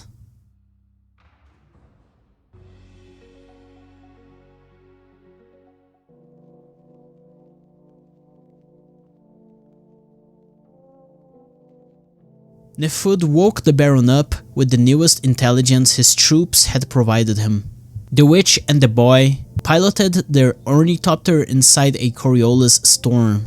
They were most certainly dead because of that. The Harkonnen topters tried to follow them, but those that tried to enter the storm were destroyed by it. Before that, they had followed Idaho and discovered that he was working with Kynes, locating their secret base. After the attack, they had killed Idaho and captured Kynes. The Shield Lasgan incident cost a lot of Harkonnen troops. Many were lost while invading the ecological station. The Baron ordered them to forge an accident which would end up with Kynes dead. They had also captured Thufir Hawat, who still believed that Jessica was the traitor. The Baron ordered that Hawat was to be told how Yui died protecting the Duke, and that Jessica was, indeed, the traitor who worked with the Harkonnen. A poison would be administered to his food, and so would be the antidote to it. This way, Hawat would serve the Harkonnen until the day he became useless, like Peter. The problem was that both Hawat and Kynes were under Sardaukar surveillance, but Nefud could certainly come up with a fake emergency which would end up with Kynes dead and Hawat under Harkonnen service. Vladimir dispatched Nefud to follow his orders. After that, Brute Rabban, Vladimir's nephew, was called in to talk to his uncle. The Baron would have to sacrifice his own blood, Rabban, to replace what he intended for Peter, so that Feyd may become the savior of Arrakis. The Baron dreamed that a Harkonnen would sit on the Lion Throne of the Emperor. Feyd-Rautha could be that Harkonnen. Starting in this point of the story, we see all of this scheming and planning from the Baron, but as we come to realize, the Baron is far too confident in his own plans and abilities and far too blind to see how much everything he plans ends up failing. And I find this a very interesting aspect of the story. Another thing here is how Brute Rabban is said to think only of brutality, but to me personally, he seems more like a big kid with some sort of illness, who ended up being badly influenced by the Harkonnens' degenerate lifestyle, becoming who he is now. But anyways, going back to the story, Vladimir told Rabban how the fact that they broke Yui's imperial conditioning should be kept a complete secret. The Baron had already sent his report to the Emperor about how they supposedly discovered that Yui was a fake doctor, not from the Suk school, but that was a lie. Vladimir asked Rabban to squeeze Arrakis as much as he could, for they needed to pay for the expenses of that skirmish from last night. Vladimir disregarded the Fremen, but Rabban knew, through the intelligence of those who once served him when he was regent of Arrakis, that the Sardaukar were being killed by the hundreds by the Fremen. The Baron believed that these Fremen who were killing Sardaukar were just some Atreides soldiers disguised as people from the desert. Because so many Sardaukar troops were killed by the Fremen, they launched a full-scale war against the people of the desert, and this war would maintain them occupied for a while. After Rabban squeezed the population and oppressed it to the point of rebelling, Feyd-Rautha would be sent to Arrakis to become their savior.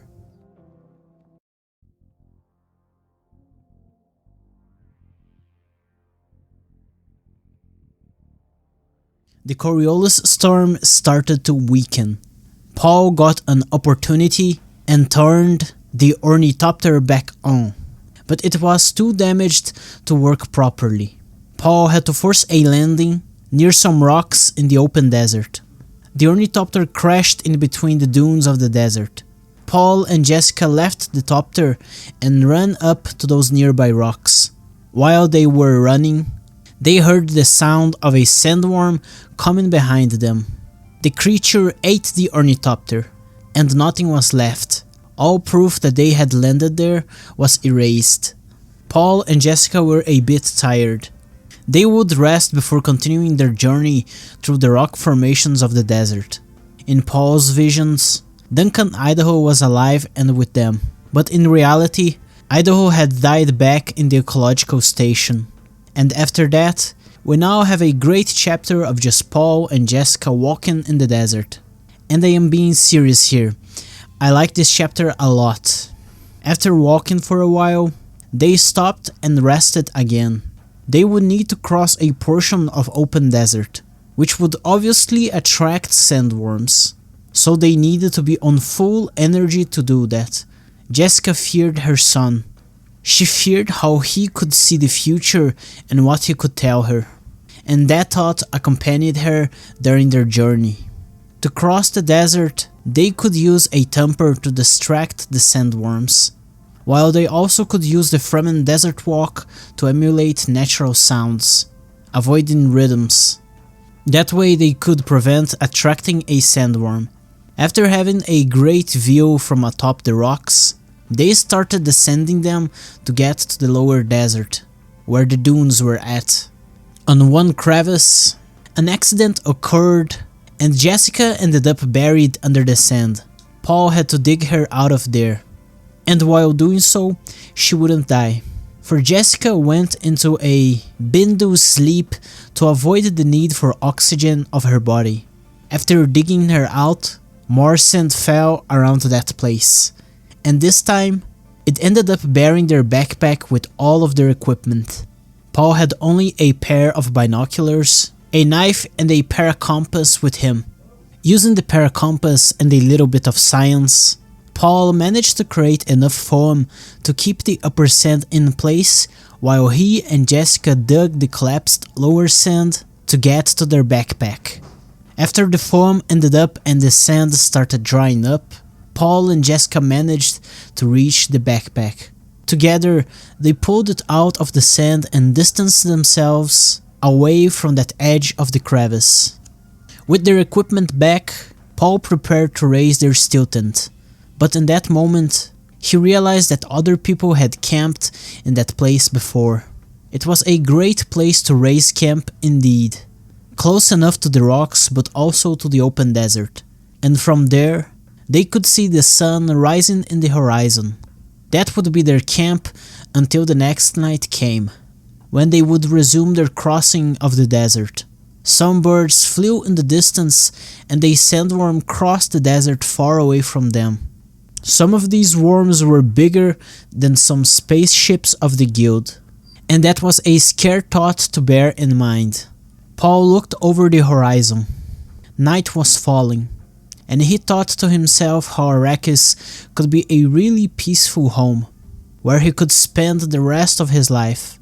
After crossing the desert, they could either find Fremen, a siege, or maybe even nothing at all and die. When the stars rose up above, it was time for Paul and Jessica to go. Arrakis smelled like cinnamon.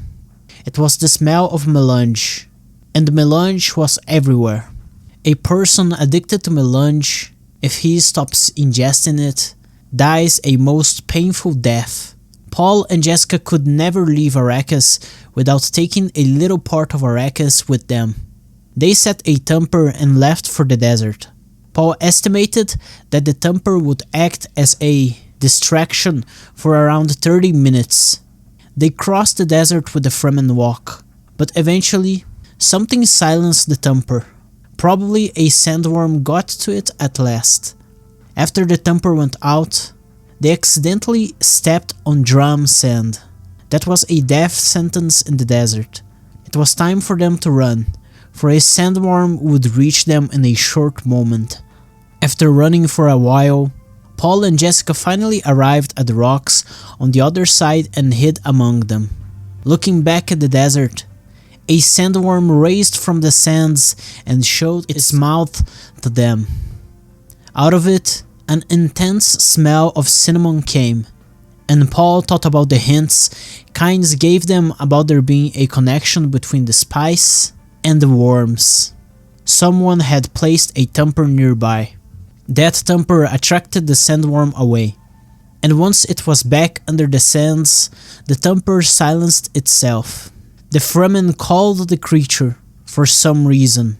Maybe because they needed a sandworm, or maybe because they wanted to save Paul and Jessica. It was dark, But Paul and Jessica followed a path with man-made poles up the rocks. Paul theorized about how the Fremen used the sandworms, something to do with those hooks that were amongst their equipment. They found a place with desert plants and even a few small animals atop the rocks. The place looked beautiful under the moonlight. Paul saw some wadib mice jumping around, until a predator bird caught one of them. A dire reminder of their current situation. A predator could come and suddenly take their lives away. Those plants were definitely maintained by people. Paul and Jessica intended on camping there and on searching for the Fremen the next day. But then, they were interrupted by the Fremen, whose sounds emulated those natural ones from the desert. The Fremen wanted their water, nothing else, and they came to take it.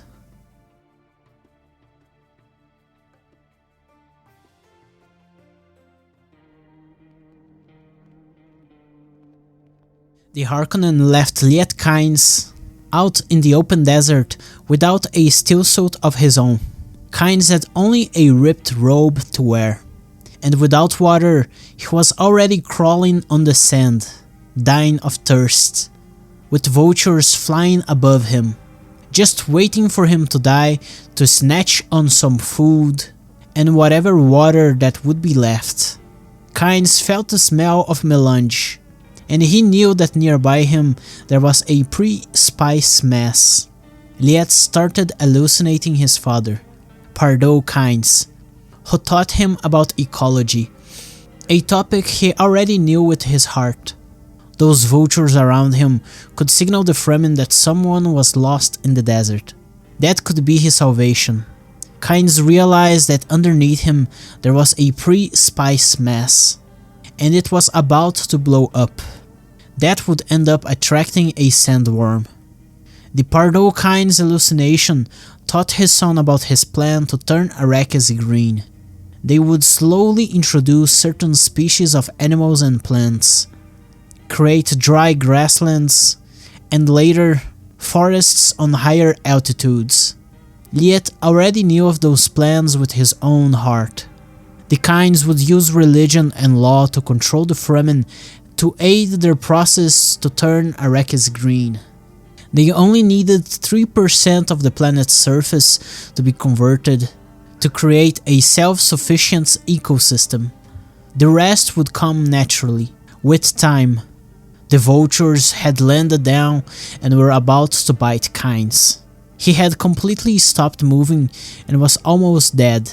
Then, suddenly, the vultures flew away. Kynes thought about how Paul could become a hero among the Fremen, and that would be their destruction. But this could not be prevented, for he already sent the orders for the Sietches to protect Paul. Maybe controlling nature wouldn't work, and all of Kynes' ancestors were wrong. Maybe chaos, chance, and mistake were the norm. And with that thought, the pre-spice mess blew up and killed Kynes.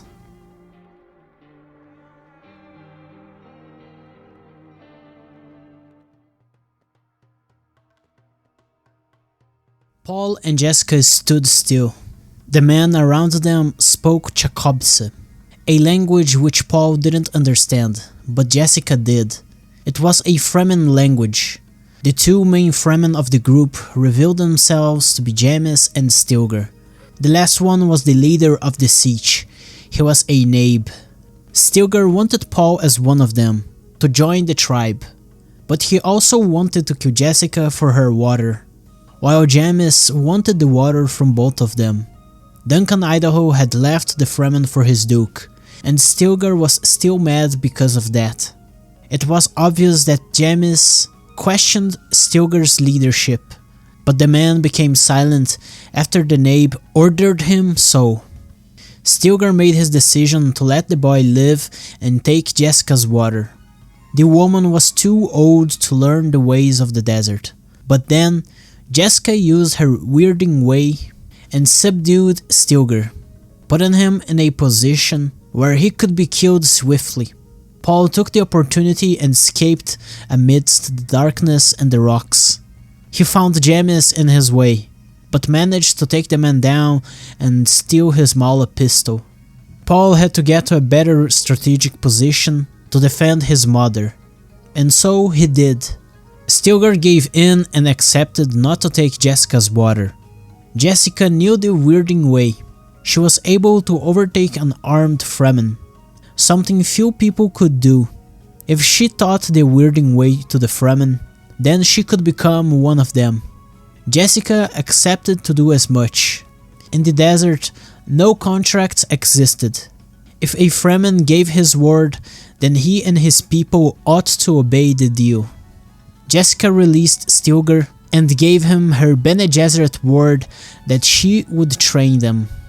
Stilgar and some of his men believed in the prophecy, and knowing that Jessica was a Bene Gesserit, it could be indeed true that she and Paul were the Lisan al-Gaib. Stilgar ordered Chani, a Fremen girl, to stop hunting Paul up on the rocks. Paul saw her shadows as Chani stopped her search for him and started going back down. When both Jessica and Paul agreed to the deal, Jessica asked her son to come to her, and so he did.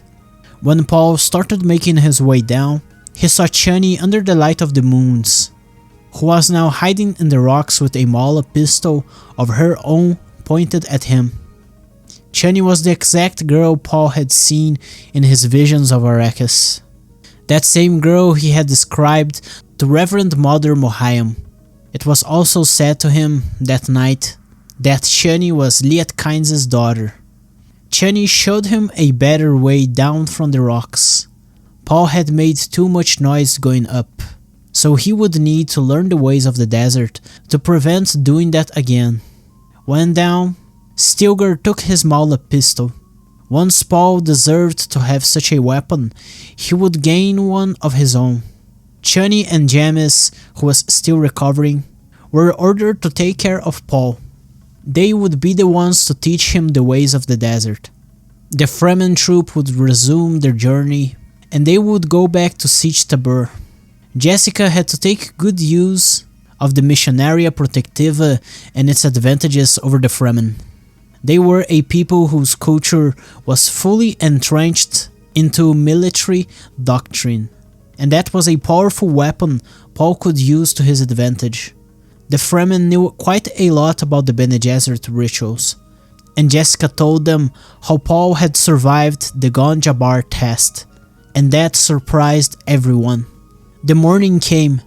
Stilgar and his 40 men hid inside a cave, one of the places they could escape once daylight came. In that cave, they could rest during the day, while some guards took turns outside and overlooking the rocks around them. Paul started to have guerrilla thoughts, and reflected back on what Leto feared the most, the Atreides becoming a guerrilla house outside the jurisdiction of the Imperium. Stilgar took Jessica outside, where they could see, on a separate rocky structure with its own caves, how Fremen were also hiding in that place as well. It was Sietch Tabr. Stilgar admitted how they paid bribes to the guild to prevent any satellites from being placed above Arrakis' orbit and watch over what the Fremen were doing down south. The Fremen were slowly turning the planet green, with the collective dream of one day, after many and many generations, for them to be able to live comfortably. Stilgar admitted that his men were expecting Jessica to challenge him, since that was the custom of the Fremen. The strongest Fremen was the Nabe of the Sietch.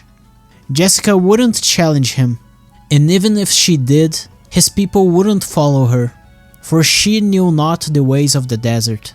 On the horizon, Jessica saw what seemed to be Fremen traveling on the backs of a sandworm. A maker was how the Fremen called the sandworms, along with Shai-Hulud as well. Jessica pondered what position she could achieve in this society. She could marry Stilgar and become one of his many wives. Stilgar knew how some of his men were listening in to their conversation, and if he took Jessica as a wife, they would think that he valued his own desires above the tribe's. That could not be. The Fremen also had Sayadinas. The Fremen had a wild Reverend mother, and that was an opportunity for Jessica to take her place, since that woman could die of old age at any moment. Stilgar was a smart man who pondered the consequences of his actions. Jessica had underestimated him. She used her Missionaria Protectiva knowledge and said the right things to get the Fremen to believe that she was the Lisan al-Gaib. While all this happened, Paul was eating some dry food saturated in spice melange. He had never eaten that much melange before. The only person around him who didn't seem to care about Jessica's words was Jamis. With all that melange, Paul fell into a stream of visions. All of those timelines had the same origin. Those caves they were camping at. So many things inside that cave could decide the future not only of the Imperium, but the whole universe as well. Paul could die to a bloody crysknife there, as he saw in his visions. Later, Jessica woke up from a relaxing deep sleep. Stilgar's safety granted her that, for Jessica had not slept this well since before House Atreides had fallen. Paul had already woken up when she did, and had become quite quiet since they got inside that cave. Jessica realized how Stilgar was confronting Jamis again. The Fremen Jamis called for the Emtal rule. He wanted to fight Jessica's champion and defeat him to prove how she wasn't the Lisan al-Gaib. Jamis was a man who got angry easily. He was far too emotional and aggressive, and for that, he would never make a good naib. The Missionaria Protectiva was present in everything in Arrakis, but it had been distorted by the Fremen culture a lot. Jessica could fight Jamis herself, but that would interfere with the prophecy. Jamis complained about the abundant quantity of water Paul had in his backpack, which was now being carried by the Fremen. Since Paul and Jessica came from a planet with rains and oceans, they never thought of water as being a sort of monetary unit, a symbol of wealth.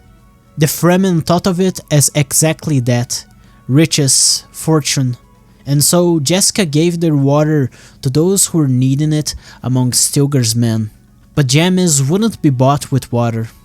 Jessica tried to use her voice to frighten Jamis, but he saw through her witchcraft and asked Jessica to be prevented from speaking until the fight was over. Stilgar and the other Fremen pushed her back and made a circle for Jamis and Paul. Paul accepted to be Jessica's champion. Chani helped him and gave him her crysknife for the fight. Paul had been trained in the ways of the Bene Gesserit, had been trained by Gurney Halleck and Duncan Idaho, swordmasters who became legends while still living.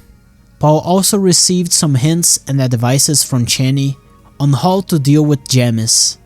This man could use both hands, so Paul would need to pay attention to the blade, not the hand.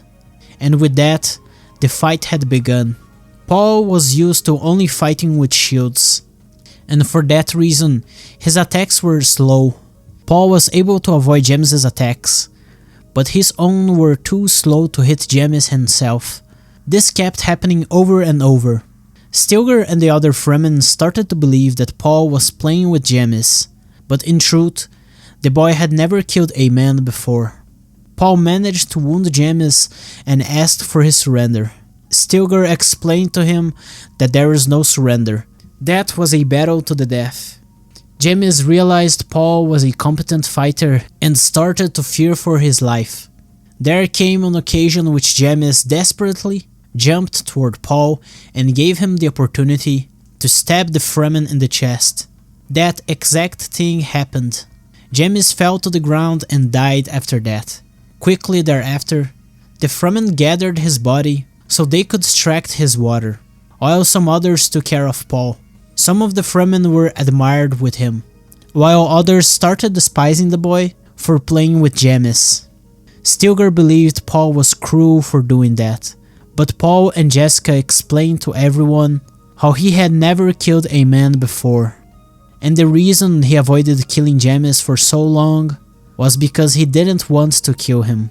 The Fremen understood, and after that, they started appreciating Paul even more. The boy needed a siege name and a desert name. Stilgar named him Usul, the base of the column, and that was how he would be known among the Fremen of Sietch Tabr.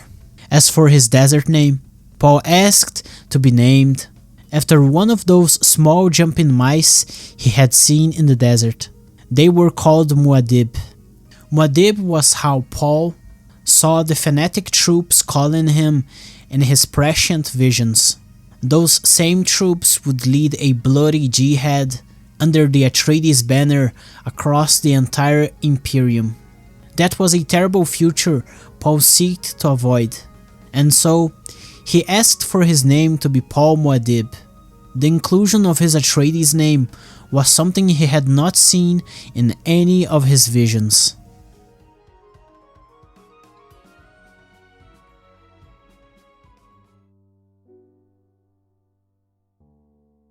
A funerary ritual was held for Jamis.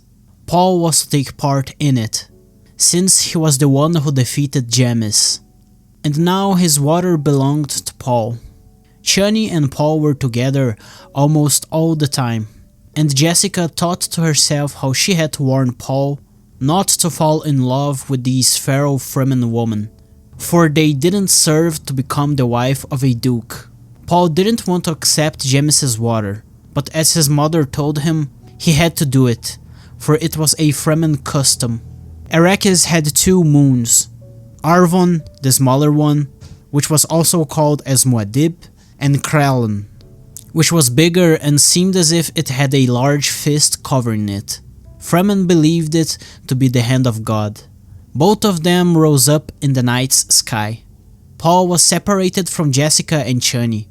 Stilgar stood up on top of Jamis's things, with the other Fremen around him in a circle.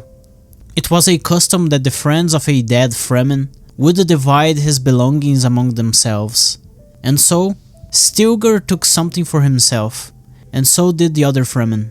It so happened that Paul realized that the other Fremen were expecting him to take something as well. Funerary rituals were the first step away from savagery into civilization. Jessica took herself one item as well. Everyone expected Paul to do the same. The boy finally stood up and took Jamis's belly set. It reminded him of Gurney, and his visions showed few rare occasions where he could meet up with his old friend. Paul cried, and that was also something sacred in Fremen culture. To give away your tears, your water, to the dead was admirable. After the belongings had been all taken, Stilgar and Chani followed the ritual by offering Jamis's water to Paul, and as it was expected of him, he accepted it. Water rings were given to Paul, and since he knew not what to do with those, he asked Chani to hold them a while for him. Paul didn't know it, but offering water rings to a Fremen woman was basically asking her for marriage. The ritual was close to its end, and Chani took Paul away. The Fremen had installed a wind trap to collect water outside.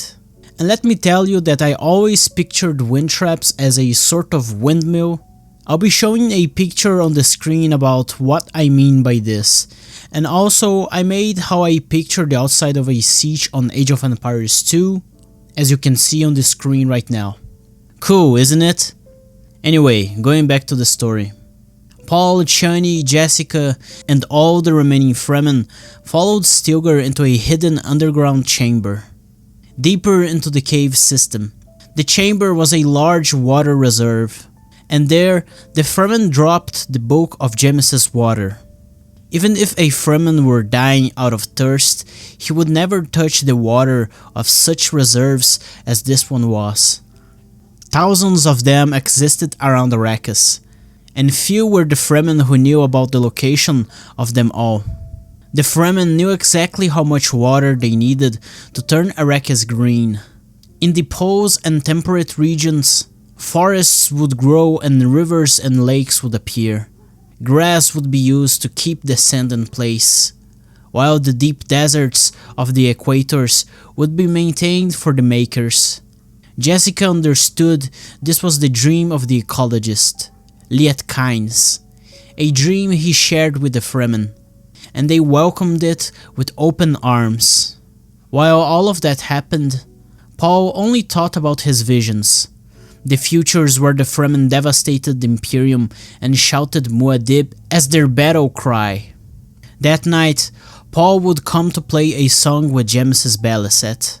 He sang a song for the Fremen, a song made by Gurney Halleck. Jessica saw in Chani how much she liked Paul. She could cloud his judgment for a better consort. In his thoughts, Paul knew that Jessica was the single person responsible for the jihads to come. All the blood spilled around the universe would be her fault, and now it was too late to prevent it from happening.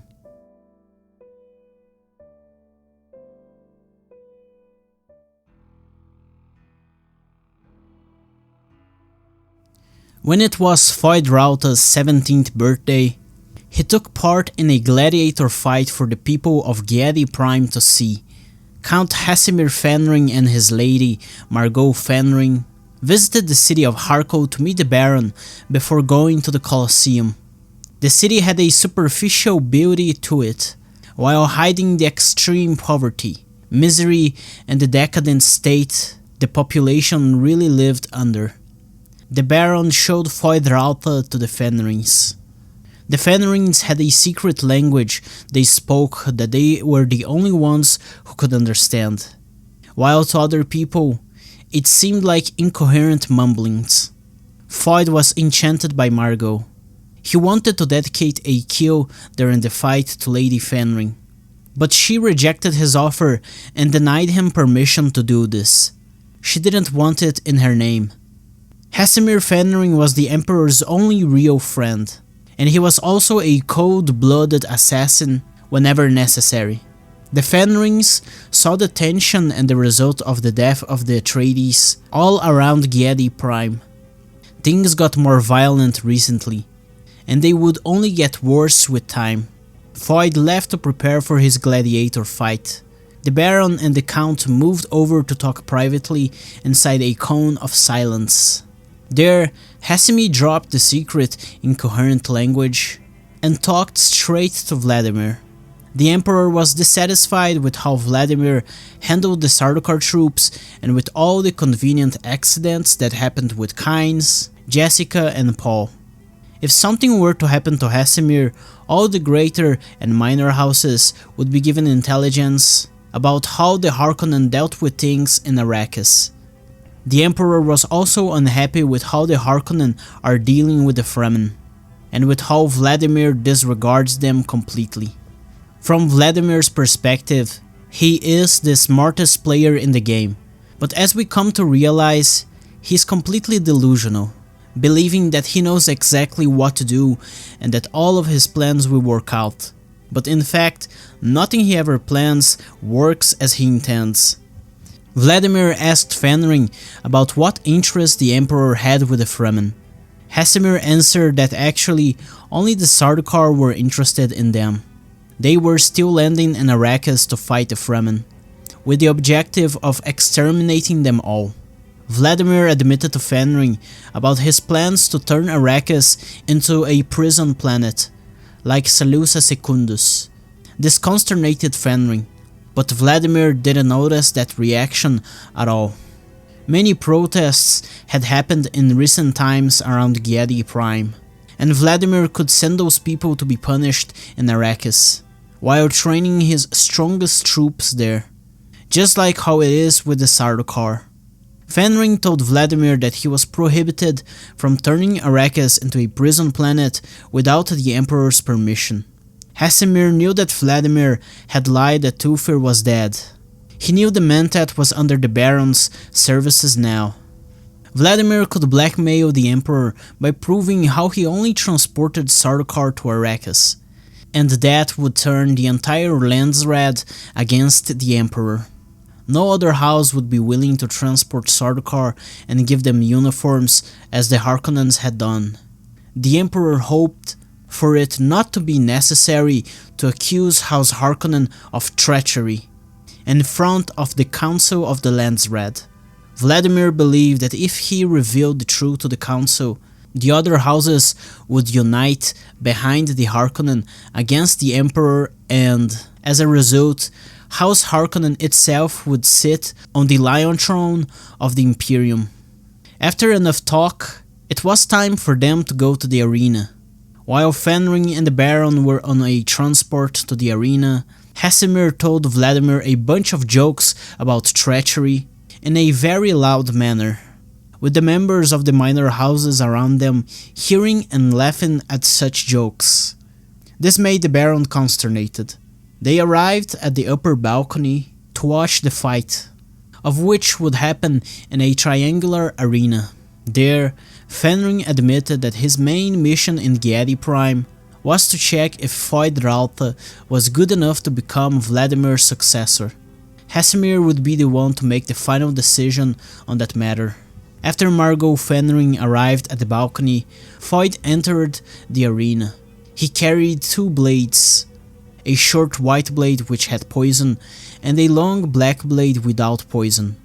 That was the custom, and that was what people believed. But in reality, Feyd had secretly poisoned his black blade as well. The gladiator slave he would fight was expected to be drugged with Elaka. But for this fight, the slave was only going to be painted orange, to seem as if he were drugged. It was a plan Feyd had made with Thufir Hawat. The slave not being drugged would end up putting the Harkonnen slave master to blame. He was a man loyal to Vladimir Harkonnen. With him taken out, Feyd would get rid of someone loyal to his uncle while placing someone loyal to him in his place. Since Margot gave no permission for Feyd to dedicate his fight, he instead dedicated it to his uncle. When the slave appeared, anyone with a keen eye would know that he wasn't drugged. What called Feyd's attention was that the gladiator was one of the Atreides captives the Harkonnen had taken from Arrakis to become a slave. Maybe Hawat had a second plan to have the slave kill the Baron, and in the end, the slave master would end up to blame as well. When the slave challenged Feyd, it became obvious to everyone in the arena that he wasn't drugged, but the fight still went on. The Atreides was tall and very muscular, but he had a small knife, even though that man could easily kill Feyd if he weren't careful enough. The battle began. Feyd avoided the Atreides' attacks, and managed to do so thanks to his youth's energy and speed. The slave still could have killed Feyd with any of his attacks, were they to land. Feyd used a secret ward that paralyzed the slave and took the opportunity to stab him with the black blade. The man knew instantly that the wrong blade was poisoned. The man slowly fell to the ground, face down. He was unable to fight no longer. Feyd turned him upwards, revealing that the slave killed himself with his knife before the poison could paralyze him completely. The crowds asked Feyd to cut the man's head and to show it to them. But instead, Feyd placed the Atreides' hands holding his own knife in a honorary manner, and ordered the slave masters to bury the man like that, for he fought well and deserved such respect.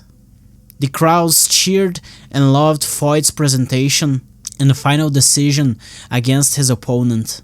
The Baron opened the barriers of the arena and let the people of Harko to go near Feyd. They raised Feyd above their shoulders. That night they would commemorate, for they loved their hero, Feyd-Rautha. With that, the Baron left the Fenrings, claiming to have to deal with important state matters. Hasimir and Margot would remain there for a while, to leave only after the festivities with Feyd were over. In their secret language, they talked about the sacrifices they had to make for humanity. They knew Feyd was aware that the slave wasn't drugged. This plan was probably by Hawat. Margot would need to seduce Feyd that same night, in order to preserve his genes and imprint him. Their conclusion that day was that Feyd could be easily controlled with sex, while the old Baron was the evilest man they had ever met. Feyd could have become a great respectable man, had he been taught in the Atreides code of honor, but under the Harkonnens, he could become even worse than the Baron himself.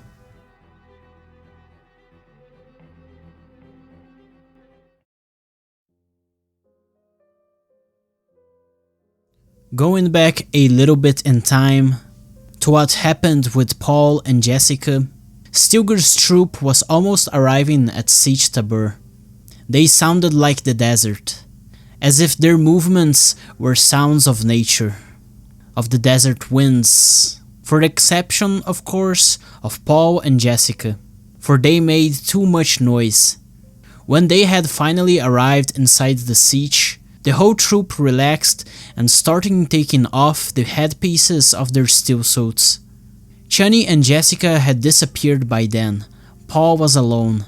Feyd, another Fremen, came to talk to Paul. Feyd helped him to get accustomed with the siege and its smells. Paul heard his mother talking with Stilgar far away. She directed herself at the Nabe, but her words were actually meant for Paul, telling him to get accustomed to this smelly ambient. Later, Paul heard how the Fremen around him started talking about Liet-Kynes, and questioning if it was true that he had died. Liet-Kynes was Chani's father, and now he was dead. The Harkonnen made it seem like an accident and let Kynes out in the desert without a steel suit, to die out of dehydration. The Fremen brought Paul to Stilgar, who was standing with a strange woman from the siege by his side, one who wasn't wearing a steel suit. That woman was Hara, Jemmis's wife. Hera was once married to Geoff, the man Jemmis killed to get Hara for himself. And now, since Paul killed Jemmis, Hara was Paul's responsibility. She was still a young woman, and Paul could either take her as a wife or a servant. Paul decided to have her as a servant. Chani and Jessica went out to meet the Reverend Mother of the Fremen. Meanwhile, Hara would take Paul to his Yali, his residence within the siege. Before they got there though, Hara showed Paul around Sietch Tabr. The Fremen were ready to abandon the place in case the Sardaukar came to attack them there. And even though the Sardaukar were hunting them, the Fremen showed no concern and behaved as if everything was fine, without any worries. Paul and Hara passed through a steel suit factory and a small school for Fremen children. Liet taught them that they should educate their young, even in times like these. Eventually, they reached the Yali. Paul entered his new residence. There he could rest, but he was also hungry. Hara left to bring him food. Paul saw no clock inside the siege, and no snooper was present anywhere. That day, he had deepened his contact with the strangeness of Fremen culture, and he had already adapted to the smells of the siege by that point. Then, two kids appeared in his Yali. Paul saw that they were 8 and 10 years of age, respectively. Jemmis had not only a wife, but also 2 children, and those children were now Paul's responsibility as well. It was said that Fremen children fought just like their adults did, with ferocity.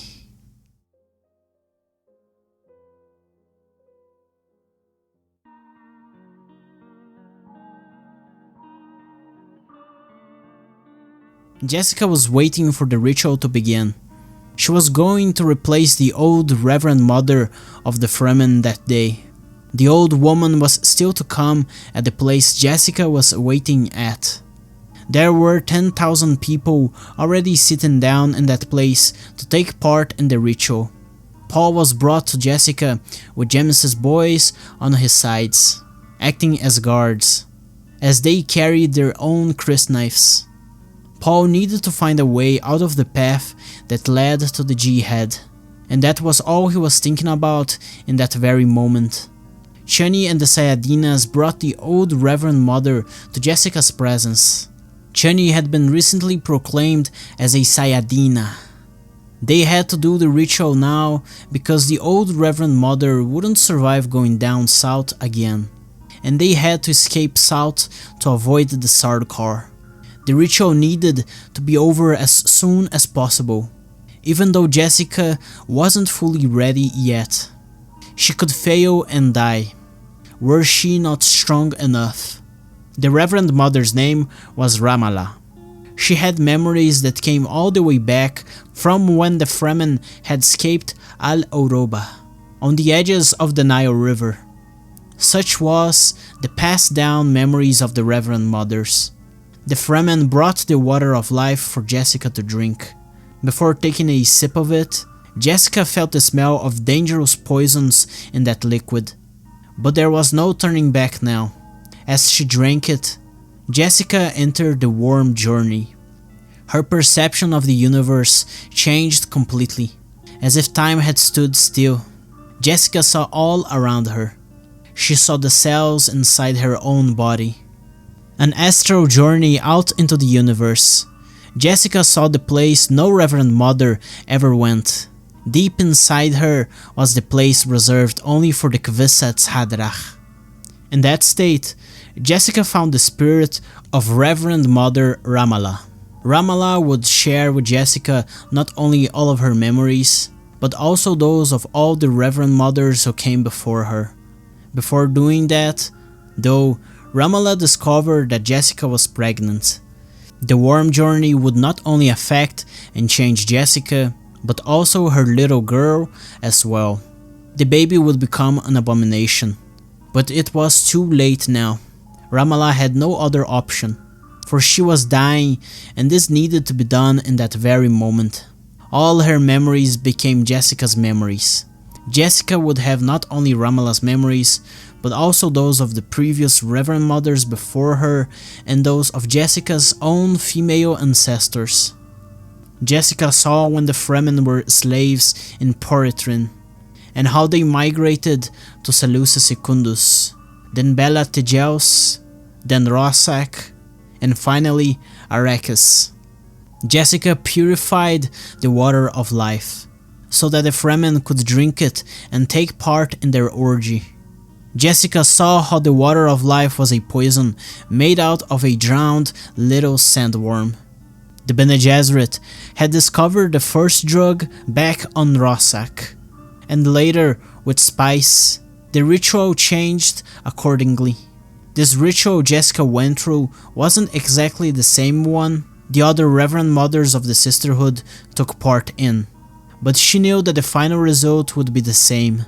In the past, the Fremen had become weak in Poritrin, but due to the amount of violence they suffered and witnessed, they became the strong people who now lived in Arrakis' deserts.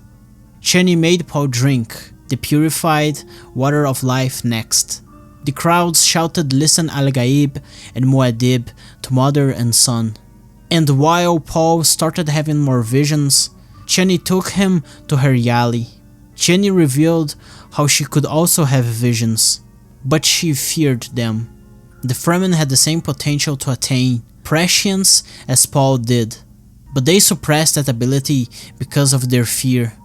Some visions slipped through though, and Chani had a feel of her and Paul having a child together. Paul saw the same things, them giving comfort to each other. Moments of peace in between the bloody jihad across the universe. Paul and Chani embraced. She revealed that her siege name was Sihaya, which meant desert spring in Fremen language.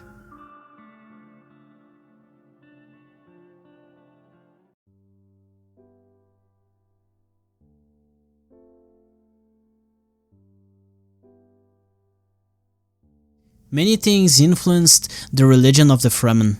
Their original Zen Sunni origins, from those first immigrants who came to the planet, the teachings of the Orange Catholic Bible, written by the CET, the Commission of Ecumenical Translators, the influence of the Bene Gesserit, the ones who meddled with people's religions and societies for hundreds of generations. Muad'Dib came and, with the knowledge he had of all of that, manipulated the Fremen into following him with blind fervor. Space travel was another important factor in influencing religion. The Fremen themselves traveled the space for hundreds of generations. Before the monopoly of the guild, space travel was uncertain and many diverse methods were used. Most of them were unsafe. The Butlerian Jihad disseminated the idea that the mind and the body of man could not be distorted nor corrupted by machines. After the Butlerian Jihad ended, the CET, united in the radioactive ruins of the old Earth, and started developing the book which would end up the division of the many hundreds of religions that existed in the Imperium. They intended to create a single religion for all of humanity, combining elements of every other one that existed. It took 7 years for the Orange Catholic Bible to be written. The Landsraad was still in its infancy during that time, and the guild was still consolidating power. During the same period of time, the Bene Gesserit were still developing their abilities over the human body, drugs, prana bindu techniques, and the human mind. They developed the Missionaria Protectiva in parallel to all that. During those 7 years, many revolts and polemics already happened surrounding the Orange Catholic Bible. After the book was released upon the universe, the revolts only increased in occurrence, and around 8 million people died because of them. Many of the members of the CET were hunted and killed, and the leader of the CET, Tori Bomoko, eventually admitted that they were wrong for trying to erase the old symbols of the religions of man. The Orange Catholic Bible tried to create new symbols, erase the old ones, and impose logic and rationality over everything.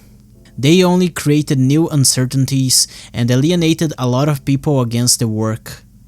Eventually, Bomoko was exiled and remained hidden into Pile, at the guild's mercy, for the navigators could reveal his location to his enemies if they wished to do so, and that would be his certain end.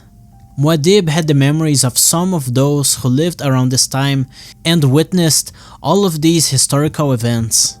Paul had knowledge of the CET and the knowledge of the original Zen-Sunni who migrated to Arrakis. He used that knowledge to lead the Fremen into believing that he was their Mahdi, the Lisan al-Gaib, the one who would lead them to paradise. And so, the jihad happened under the banner of the Atreides.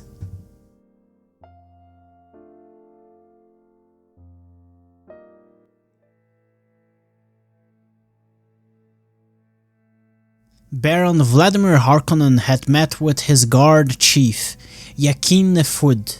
The Baron had assigned Nefud to spy on Feyd-Rautha and on everything he did.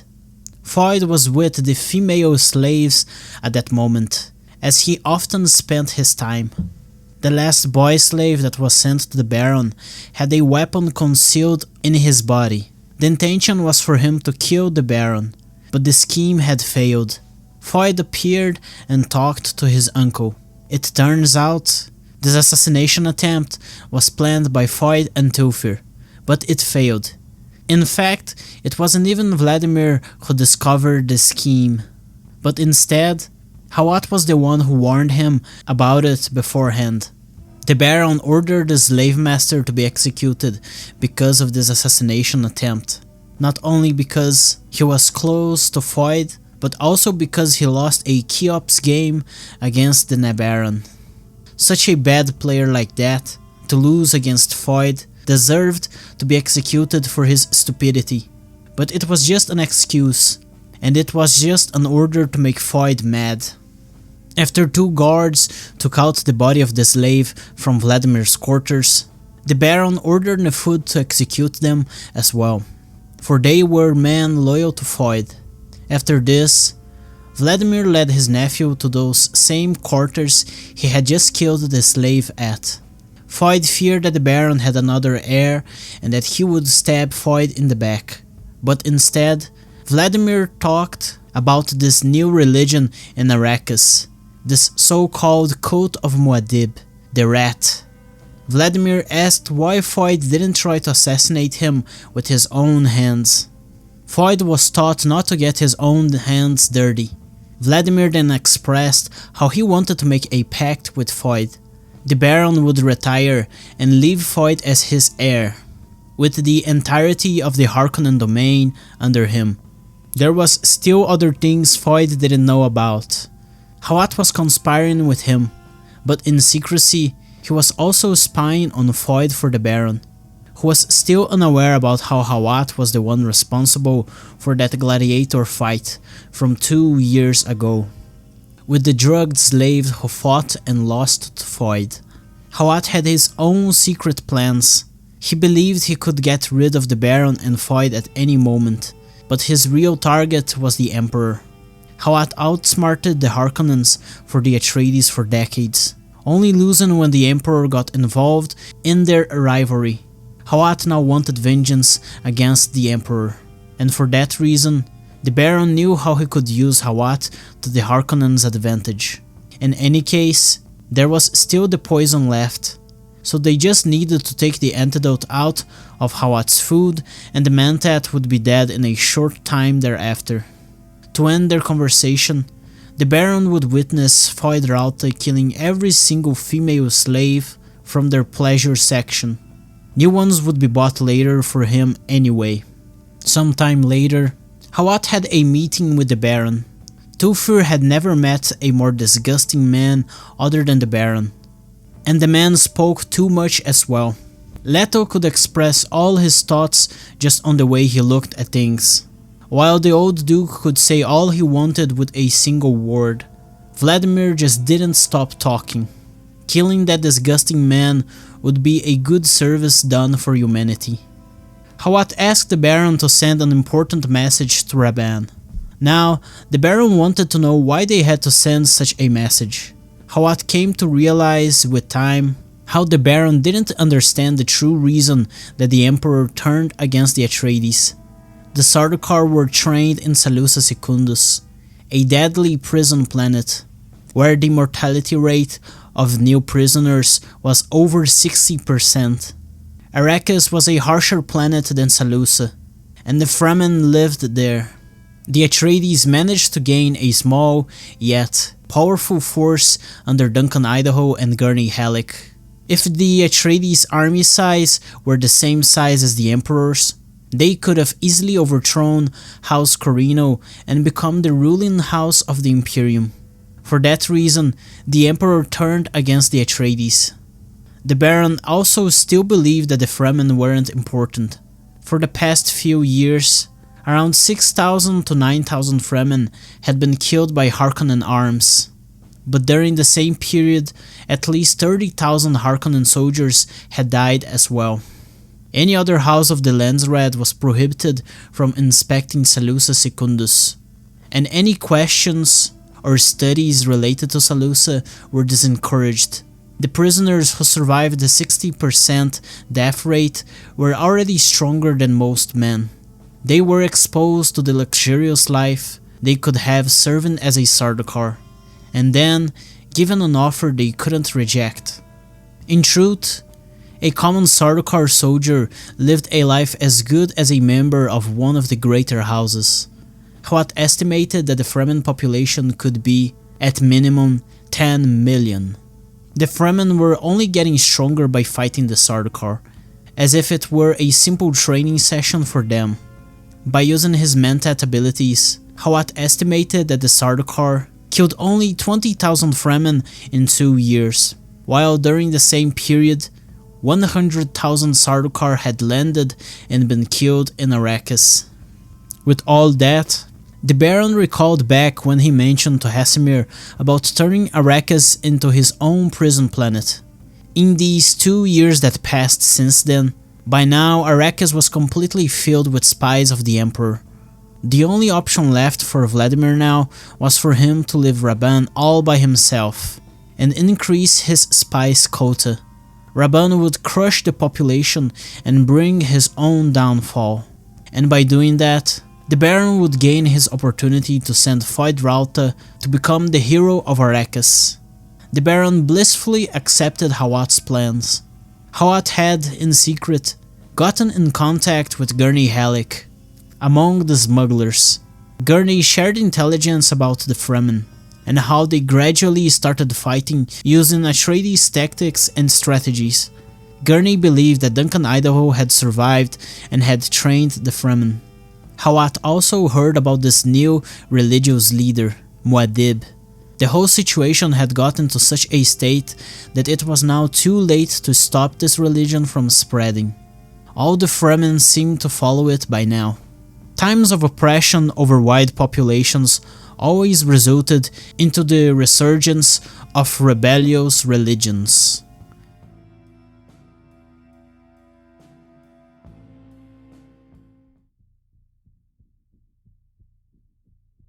Jessica was at her Yali down south.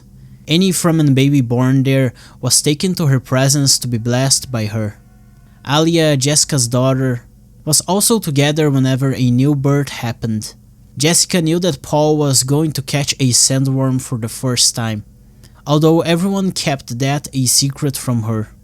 At one moment, she thought about getting coffee, and someone by coincidence brought a cup of coffee to her. It was as if the Fremen had a single shared consciousness. Jessica knew it was because of the Melange and its effect on the Fremen. The Fremen had been trained in the Weirdling way, and were equipped with new weapons by Paul. They were killing more Harkonnen and Sardaukar than ever before, thanks to Paul and Jessica. The Fremen were the strongest they've ever been. Hara, Paul's servant, came to Jessica's presence and brought Alia. A baby had been born that day, and when it was crying, Alia came up and touched the newborn. The baby stopped crying because of her. In Fremen culture, a baby should cry all at once when it is born, for they cannot cry out in the open. It would reveal the Fremen's position to their enemies. Alia called Hara as Ganima, which meant spoil of war in Fremen language. Hara was Paul's spoil for killing Jamis. The people thought of Alia as a demon, something Hara knew wasn't true. Jessica intended to unite all of the tribes under the command of Paul Muad'Dib, and Hara knew that. Hara saw Alia as if she were her own child, and she wanted to explain and convince the other Fremen that Alia wasn't a demon.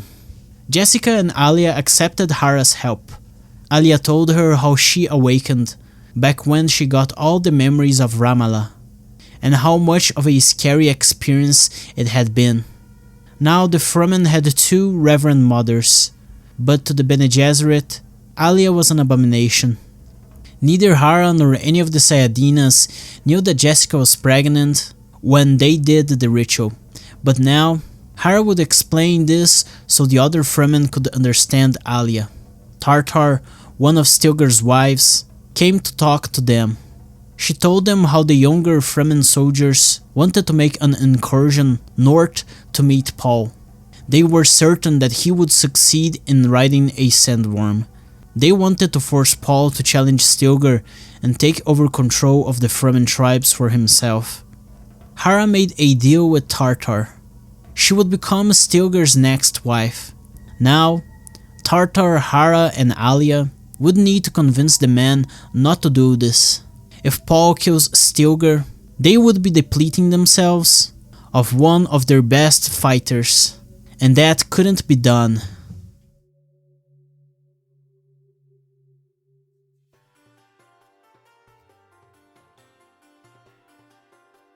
Paul was having a prescient vision. He lived past, present, and future all at the same time. Was Chani down south with her son, Leto II? Was Alia with her? Alia, the young girl with the mind of an adult, and who had all the same memories as Reverend Mother Jessica did. Paul feared riding a sandworm by himself. Many Fremen came to challenge Usul, but Sihaya always fought them first and killed them. If a Fremen cannot kill the Mahdi's wife, then they had not a slight chance against the Mahdi himself. A sanctuary was built with Leto's skull in it. Did it already happen? Or was it going to be built in the future? It could be said that Paul lived in between the physical and metaphysical world of the Fremen, the Alan al-Mital. Paul remembered a discussion he had with Jessica the day Leto II was circumcised. Jessica was against him and Chani's relationship. She could do nothing but accept Chani and the son she had given Paul. Paul was leading the Fremen religiously and politically. It was a dangerous deal and he could end up dead easily. Chat was the leader of the Fedaykin, a suicidal Fremen unit which protected Muad'Dib. Chat played the Belisat just like Gurney. Paul was in the middle of the desert. It was time for him to ride a sandworm. The ritual had to be done during the day, and for that reason, they slept during the last night.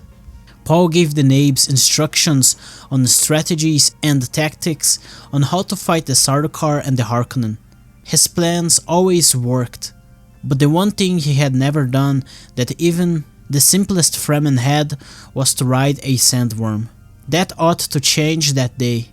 Chani would be the Sayadina to witness this happen. Paul had never been to the southernmost regions of Arrakis, and he had to learn how to ride a sandworm to go there. Paul asked Chani how it was like going to that place. It was a lot of work, and mostly the Fremen women were the ones to stay down south. It was a sad place, but at least they had their children. The Fremen women were still scared of Alia, since she was a small child who spoke of things only an adult should know about. They refused to understand Alia. Paul saw two possible outcomes of this event. In one, he would ride the sandworm and become a full Fremen. In the other, he would die there and a sanctuary would be built in his memory. Muad'Dib would become legend and the jihad would happen anyway, with the Fremen following his legend and his memory.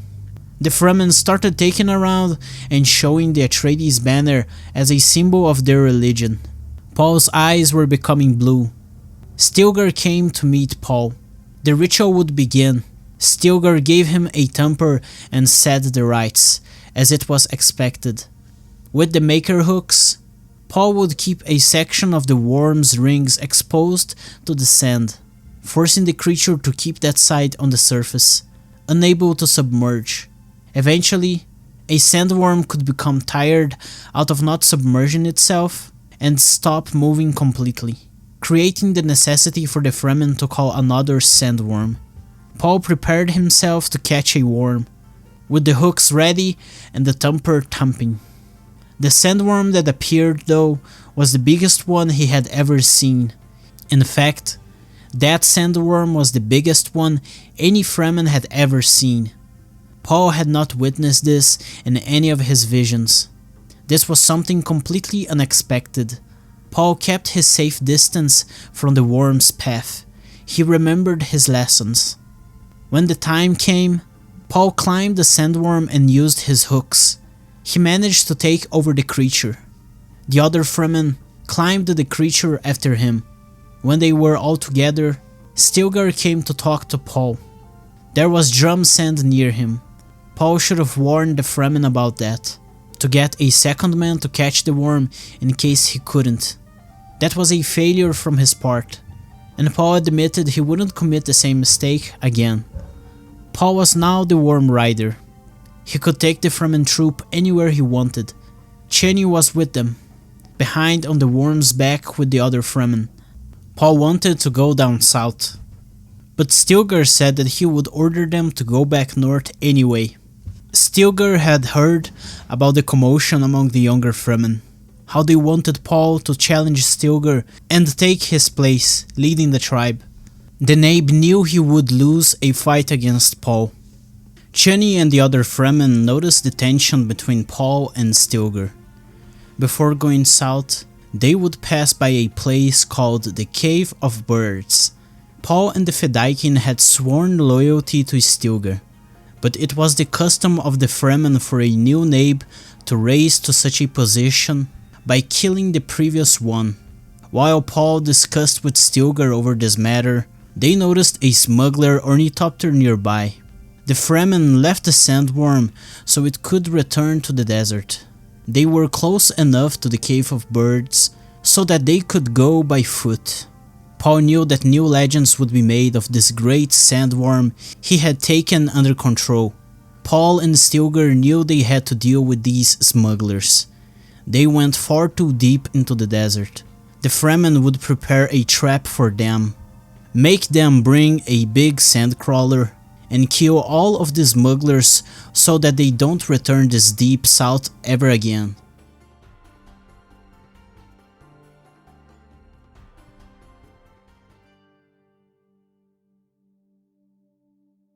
A smuggler carryall was carrying a spice harvester into the desert. Gurney Halleck used his binoculars to inspect the surrounding areas. Gurney spotted a patch of what seemed to be spice. He sent one of the many smuggler ornithopters to investigate it. And indeed, it was what they were searching for. The crawler was brought to the place and it immediately started harvesting the spice, while the ornithopters flew around it. Gurney and his men left the crawler and went near the rocks. They inspected the place. It was a good location for a secret emergency base. Gurney's men were strong and competent. None of them used shields. They weren't cowards. Even the newest members of his crew were confident in this mission, although he didn't have enough time to get to know them.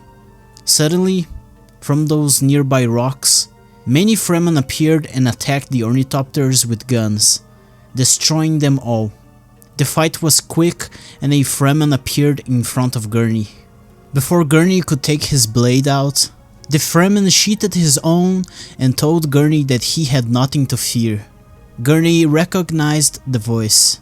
Paul revealed himself. He was still alive, and he told Gurney to order his men to stand down.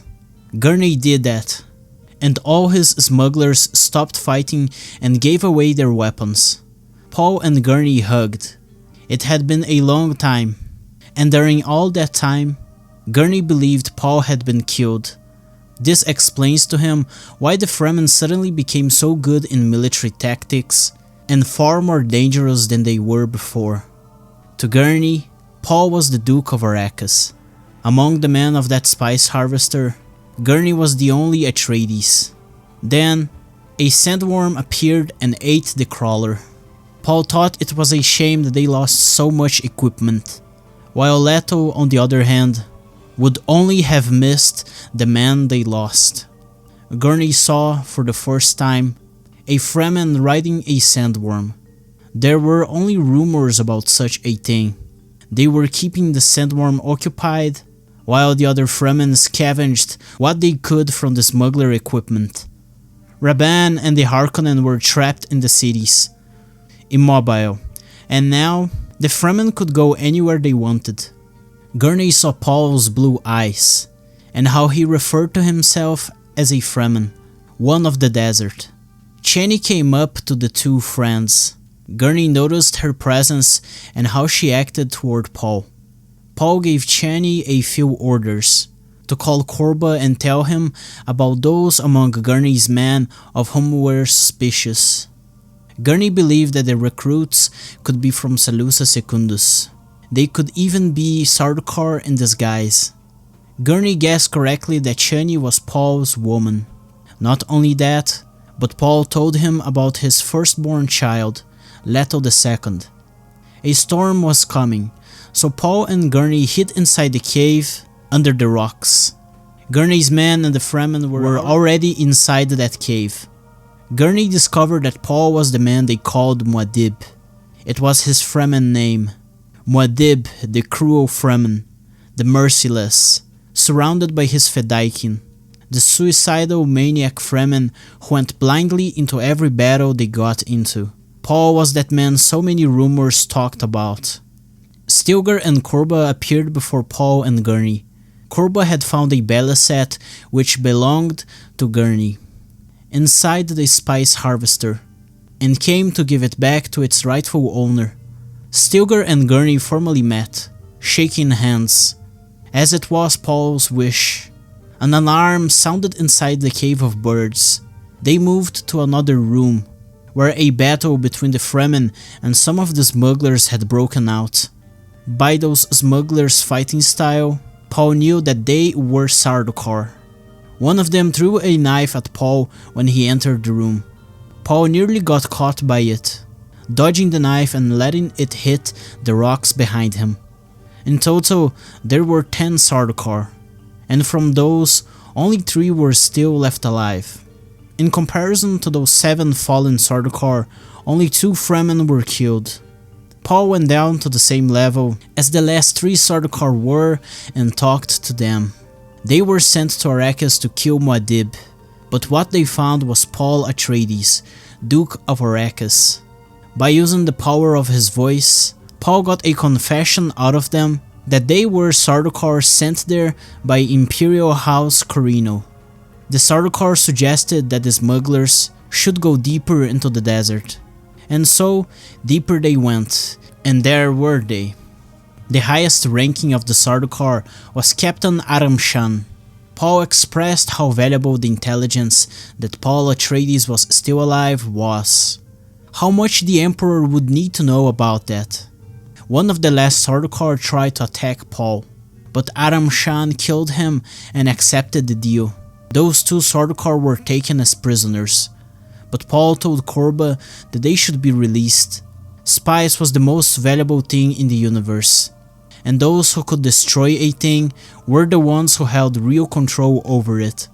Paul challenged Stilgar, but he would not fight him, instead give his life.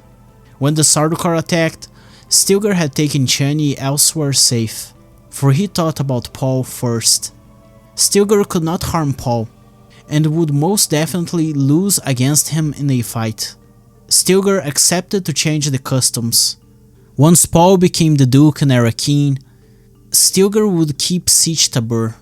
Paul ordered Chani to go south and call his mother. They needed a way to convince the younger Fremen to accept his decision. Chani would stay there, where she was safe. Paul worked better, knowing that Chani was safe. Gurney heard how Jessica was still alive.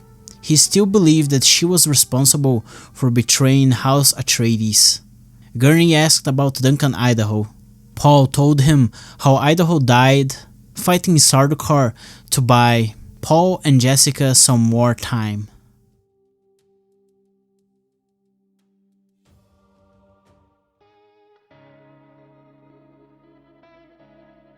Paul, Stilgar, and Jessica were reunited in the reunion chamber of the Cave of Birds. Many of those young Fremen were there with them. When those Fremen asked Paul to challenge Stilgar, he started a speech, defending how their customs should change, saying how he was the Lisan al-Gaib, and how Stilgar was one of their best men. The wiser Fremen always consulted Jessica for important matters, just as they did with Paul, to plan out for military matters. Rabban Harkonnen was stuck in his cities. This was a great opportunity for the Fremen. Paul used the voice, but it wasn't enough with the Fremen, so he used a lot of logic as well. The Fremen didn't shatter their knives before going into battle. So why should Paul kill Stilgar just for a show? Paul took out his ducal ring and put it on his finger. Paul would become Duke of Arrakis, and he needed the best Fremen on his side to do that. Stilgar was one of those men. In a single-hand combat, no one there had a chance of winning against Paul. That was a fact, and everyone knew that. The crowds cheered for Paul, accepting his words. Paul accepted the mantle of religion, and with that, nobody would challenge either him or Stilgar. After the Fremen welcomed Paul's decision, Paul and Jessica left the chamber and went to a more private place. Paul left his mother alone and went out somewhere else. Jessica knew her son was going to bring Gurney Halleck to her. She knew he was still alive, but hadn't met him yet. Jessica was still waiting for Gurney. She still thought about how Chani was unfit for Paul, and how he had to marry the daughter of a powerful house, maybe even the Emperor's. While in her thoughts, Jessica heard a noise outside and said that whoever was out there could enter the room.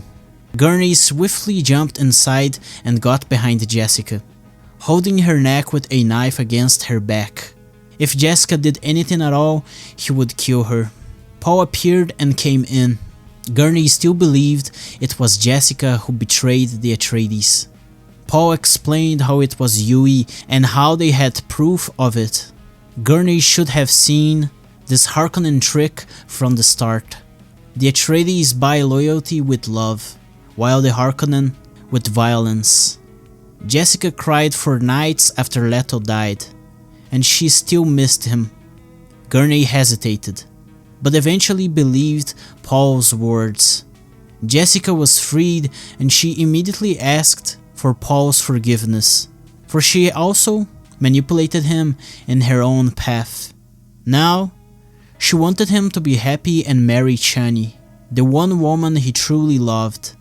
Gurney asked for them to kill him, but that was a bad idea. Paul still needed a good man like Gurney. They asked Gurney to go take his baliset and play a song for them. When Gurney came back and started playing, as if he were in a sunny day back in Caladan with Jessica, Paul left the room.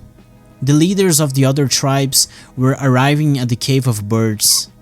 After seeing Jessica go through with such danger, Paul decided it was time for him to drink the water of life, like how Jessica did to become a Reverend mother. Within their cave, there was a chamber with a little island surrounded by water. In this island, there resided a little maker, a baby sandworm. To create the water of life, Paul had to drown that baby sandworm, and so he would do exactly that.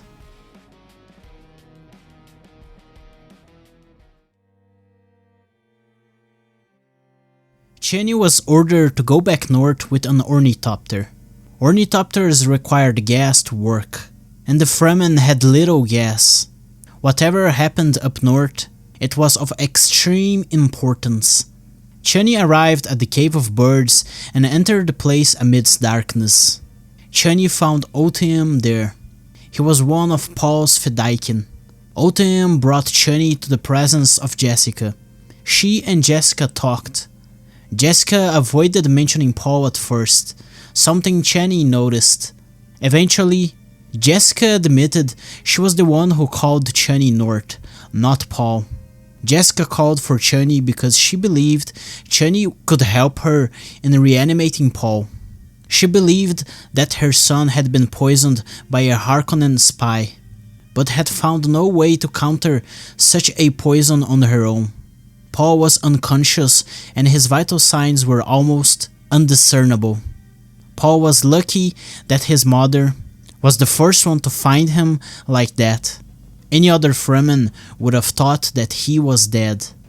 Jessica brought Chani to Paul's body. She came up to it and inspected Paul. She believed that Paul tried to neutralize the poison of the water of life by himself. He would certainly try something like that. And the Cave of Birds was filled with juvenile sandworms. Chani ordered Jessica to bring some water of life, still in its natural state. And so, Jessica obeyed. Chani touched Paul's lips with a little drop of the water, and with that, his body reacted. Paul woke up, and for him, it seemed as if only seconds had passed. In reality, he was in a coma for 3 weeks. Paul seemed fine. He had correctly converted the poison of the water of life. Upon waking up, he took the jar with the water of life Jessica had brought and drank a huge load out of it. Paul touched Jessica's arm and they shared visions. The size of Paul's conscience was so immense that it crushed Jessica. She was scared by it. Reluctantly, Jessica pointed Paul toward where the place the Bene Gesserit dared not look was at. The place of darkness from within their conscience. Paul went there. He wasn't the Kwisatz Haderach. He was something totally unexpected. Every person has within himself a power that gives and a power that takes. Man can only tap into the one who takes, while woman into the one that gives. Paul broke that limitation. He had now both powers. Otium was listening in. He saw Paul coming back to life and heard his words. He would spread to the other Fremen how Paul, the Lisan al-Gaib, had resurrected, back from the world of the dead, the Mahdi who was both dead and alive at the same time. Paul could see the future and the past, but he could also see the present. Arrakis was surrounded by ships of the Guild. They were carrying troops from all the major houses, and even some of the minor ones. Vladimir Harkonnen was up there with Thufir Hawat, and so was the Emperor with many of his Sardaukar legions. All of them were waiting for the Guild's permission to land on Arrakis. The Guild steersmen could see the future as well, but they couldn't see Paul. One prescient person cannot see another prescient person. They feared what Paul could do, and because of that, they didn't give the houses permission to land yet. The more spice a person consumes, the less prescient visions he has. If the water of life were to be dropped on top of a pre-spice mess, the result would be the water of death. The chain reaction of this would kill all the sandworms in Arrakis, and it would be the end of Spice Melange. The water of death never comes back again and is completely forgotten in the next Dune books. Frank probably realized how stupid and overkill this idea was, and decided to abandon it in future books. So that's quite something.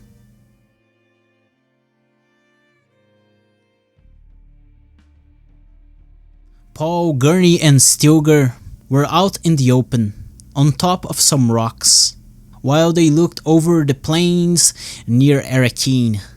Paul knew that nobody would attack them on those rocks, because the Sardaukar believed that the Fremen were using shields. Nobody would waste a random attack on 3 unrecognized Fremen. All that was left of the Harkonnen domain in Arrakis was that single city. The Imperial flagship landed on these plains, and a huge base was built so that the Sardaukar troops could settle down.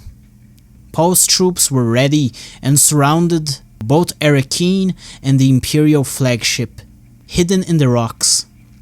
Even Chom officials and other government and Imperial servants were brought to Arrakis. The Emperor was a confident man. A mother storm was coming. The biggest storm ever seen in Arrakis.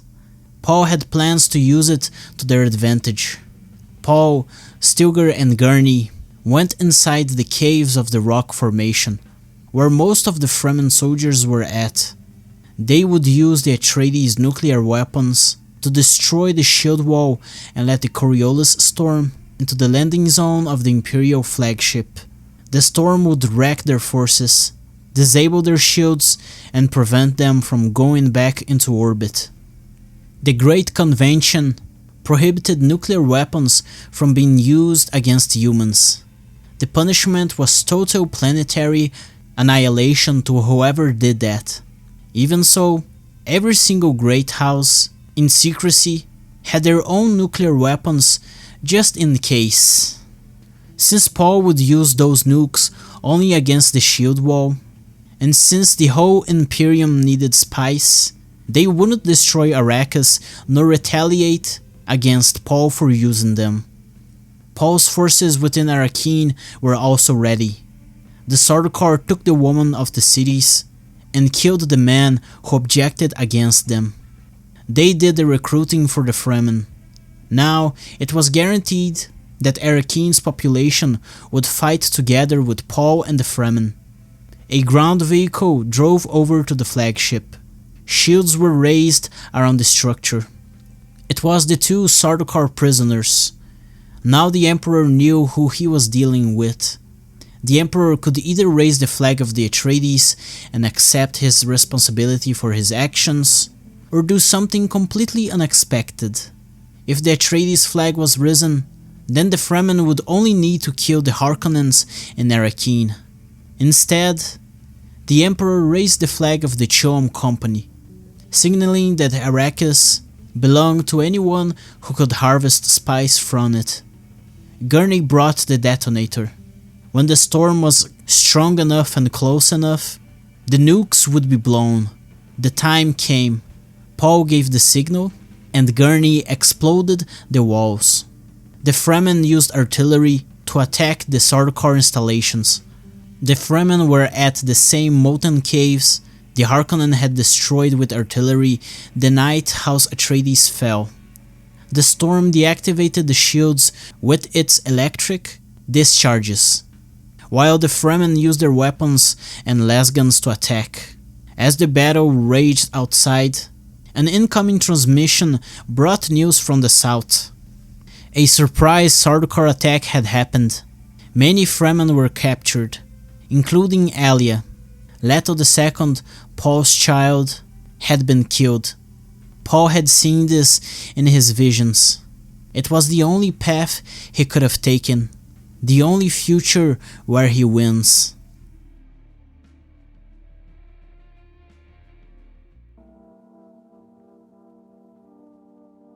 Vladimir Harkonnen was called to the audience room of the Emperor, inside the large base built under the flagship.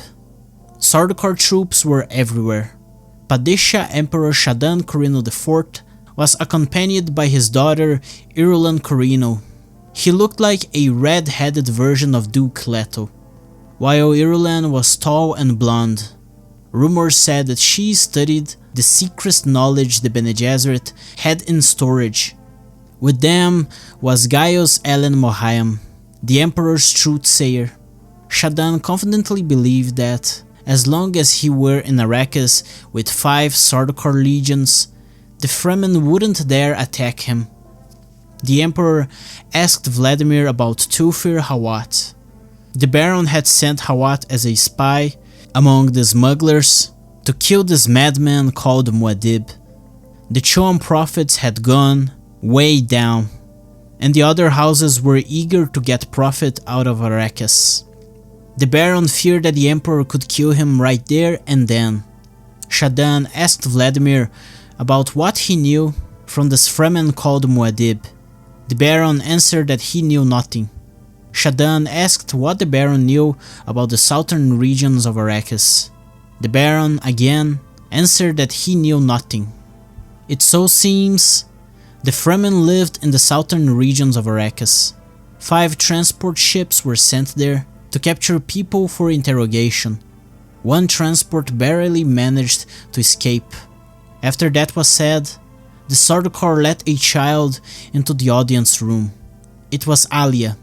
The Sardaukar forces were annihilated by women, children, the sick, and the elderly of the Fremen. Those people from the desert were a force to be feared. Alia claimed that they only captured her because she led them to do so. The Baron was surprised by how she spoke like an adult. The Emperor said that Alia was the sister of Muad'Dib. Alia then presented herself to be Alia Atreides, daughter of Leto Atreides and Lady Jessica, sister of Paul Muad'Dib Atreides, the rightful Duke of Arrakis. Vladimir could not believe this was true. He blamed it all on Rabban for hiding how strong the Fremen really were from him. Alia challenged the Emperor and his truth-sayer, showing no fear in the face of them both. Gaius Mohiam was consternated by the presence of Alia. The little girl reached inside Mohiam's mind and projected herself against the older woman, but it wasn't telepathy, as Shaddam believed it to be. Mohiam briefly mentions the other memories. Something, of course, the Emperor didn't understand and knew nothing about. The Emperor decided that he had enough. Alia would be executed and given to the desert. At that moment, the impact of the nukes was felt. Dust started coming in from between the cracks of the audience room. During the confusion, while Shaddam gave orders and the Sardaukar ran around, Alia managed to stab Vladimir Harkonnen with a little Gom Jabbar needle. The Baron died from the venom shortly thereafter. An explosion destroyed one of the walls of the audience room, and the Emperor saw the fighting outside. His Sardaukar fought Fremen all across the desert plains. From the Coriolis storm, a wall of sandworms appeared. Even more Fremen came from their backs to fight the Sardaukar. The Imperial forces had never been caught like this. They were losing that battle against the simple people of the desert. Alia grabbed a knife and escaped away. She started killing off the wounded Sardaukar on her path. The Emperor managed to escape into a safer area of his flagship, but he couldn't leave to orbit because of the Coriolis storm. Like the Baron, the Emperor had underestimated the Fremen.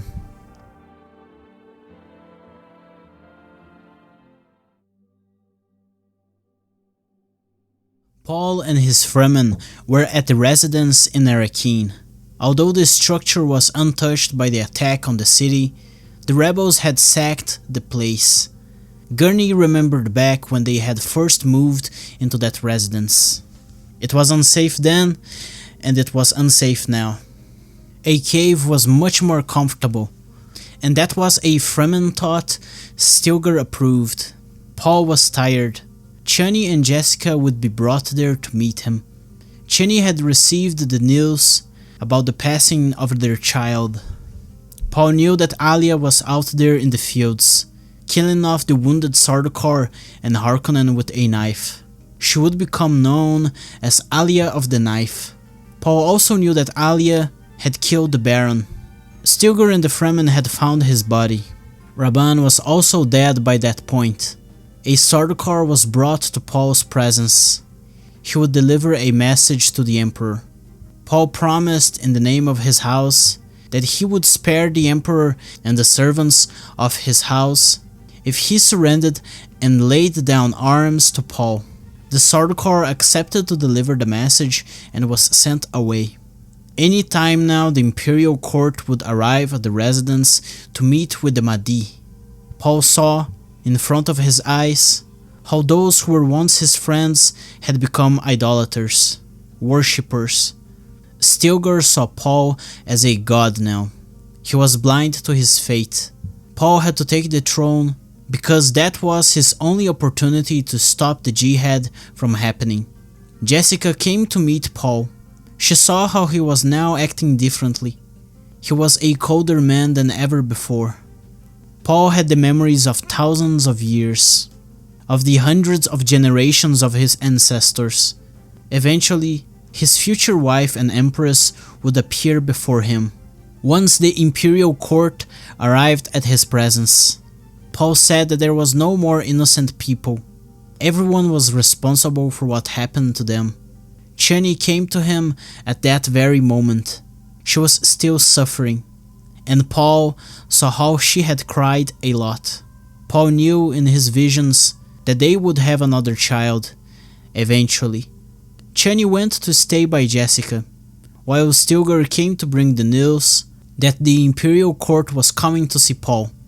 Paul, of course, already knew this and relayed his orders. Gurney told Paul who were among the Imperial Court: Feyd-Rautha Harkonnen, Shaddam Corrino IV, Irulan Corrino, Gaius Elen Mohayam, Thufir Hawat, and 2 guild officials. The guild officials threatened economic blockades against Arrakis, but they were just bluffing. The guild was powerless against Paul.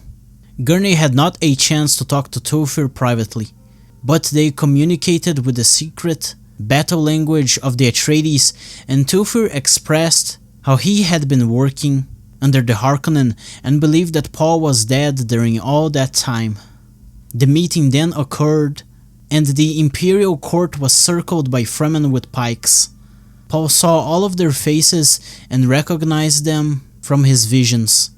But there was one man there he had never seen in any vision before. It was Count Fenring. Paul had never seen this man before, but upon seeing him for the first time, he remembered many other visions of the Emperor scheming and of himself dying by an unknown assassin. It had to be this Fenring man, and it turns out he was an eunuch. Thufir Hawat appeared and came to Paul. The old Atreides Mentat talked to Paul one last time before dying to the poison. He revealed the secret plan of the Emperor, for him to betray his duke, something he would never do, for he gave his life to serve the Atreides. Thufir saw how he was wrong to suspect Jessica, but now at least he had met with his duke and he knew that Paul was doing well. After that, Hawat died in Paul's arms. After the Fremen took his body away, Paul and the Emperor finally spoke. Shaddam threatened Paul with his armada, up in space. Paul ordered the two guild officers to come talk to him. They also tried to threaten him, but Paul mentioned how they would destroy all spice production in Arrakis if they disobeyed his orders. The guild also had the Oracle of Prescience, but their powers weren't nearly as strong as Paul's. The guild accepted and sent a message for the Armada in space to retreat. Gaius Ellen Mohiam presented herself. She tried to ignore Paul and talk to Jessica, claiming that they could forgive her for giving birth to the abomination that Alia was. Paul answered her instead. There was nothing to be forgiven. Mohiam was scared of Paul, and if she looked in that place the Bene Gesserit dared not look, she would find Paul there, staring back at her. Paul talked about the Bene Gesserit breeding program openly for everyone to hear. Mohiam tried to make him stop, but Paul used the voice and silenced the Reverend Mother. Mohiam fell backwards. Such was the power of Paul's voice. Paul could make Mohiam end her life if he wished so, but it would be a worse punishment for her to remain alive. Being unable to control the soul-searched Kwisatz Haderach he had now become, Paul openly expressed how he and the Emperor had only one way out to end this conflict. Irulan wasn't married to anyone yet. Chani thought she had to move away from Paul, but he assured her that she would remain by his side, always. When Shaddam objected to this offer, Irulan told him how Paul was the son he had always seeked for. Shaddam and Gaius spoke quietly about what to do. Gurney pointed out how Feyd-Rautha was hiding among the Emperor's court. Paul asked them if Feyd was really one of his servants, but the Harkonnen came forward and called for the law of Canly to fight with Paul. Paul accepted. He took out his own crysknife. Gurney wanted to kill Feyd himself, to complete his vengeance against the Harkonnen, but Paul was the one who had to do it. The Emperor offered his knife to Feyd. It had been carried by the Fremen since they escorted the Imperial Court to the residence. Feyd accepted the Emperor's blade, and Paul ordered his men to give said blade to the Harkonnen. The two men would fight. Gurney thought Paul was doing this because of the Fremen religion, to become a martyr. Jessica didn't fully understand why Paul was doing this. Jessica told Paul about the secret word he could use to paralyze Feyd, since she believed that the Bene Gesserit were conditioning him to become obedient to them. Before the fight began, Paul saw how confident Feyd was. That was an advantage to him. Then, without further ado, the fight started. When they started fighting, Paul called Feyd as cousin. It seems only Gaius Ellen Mohiam paid attention to that, since it was true that they were related through Vladimir Harkonnen. Feyd spoke non-stop during the fight. Paul noticed he had another advantage on his side. Feyd was scared of silence, and because of that, he kept on talking non-stop during their fight. Feyd was secretly carrying a poisoned blade and another secret weapon on his side. Paul first paid attention to how Feyd fought, and realized that the Harkonnen was accustomed to fighting without shields as well. Paul remembered his lessons with Duncan Idaho back in Caladan. First, he had to observe Feyd and understand how the man fought. Feyd fought in a style which seemed he was accustomed to wear no shield and to hold two blades in his fights. Either that, or he was hiding something in his belt. It so happens that Feyd faked hesitancy and managed to cut Paul in his arm. Upon receiving the cut, Paul knew that Feyd's blade had a poison which slowed down the movements of the infected person's muscles. After that, Paul managed to stab Feyd in his arm, and it so happens that his crysknife also had some acid in it. As the fight moved on, Feyd revealed what he was hiding in his belt: a needle on his left side. It carried poison which could completely paralyze a person. As the fight continued, Feyd brought Paul to the ground and got on top of him. But because Feyd hesitated for a matter of seconds, Paul managed to invert their position. Feyd was stuck on the ground because of his needle, and Paul managed to stab Feyd's skull from under the jaw and kill the Harkonnen that way. Paul was victorious, but the Emperor had one last trick. He wanted Count Fenring to challenge Paul next. He would most certainly be able to kill Paul, since he was wounded and weak. Fenring, though, denied Shaddam's orders and didn't challenge Paul. In this moment, Paul realized that the person who could more closely understand him in that room was Fenring. Fenring's genes were invisible to the Oracle of Prescience. He was a blind spot to anyone like Paul. That man was a failed experiment by the Bene Gesserit, and because of that, he was a genetic eunuch as well. This is such an important detail, because later, in God Emperor of Dune, the God Emperor would end up creating someone like Count Fenring, invisible to the Oracle. But in this occasion, it would be someone who could have children, and whose offspring would inherit those valuable invisible genes. But going back to the story we have at hand, Shaddam punched Fenring in the face for disobeying him, but now he had no other choice but to accept Paul's proposal to his daughter. Jessica and Chani would negotiate with the Emperor in Paul's place.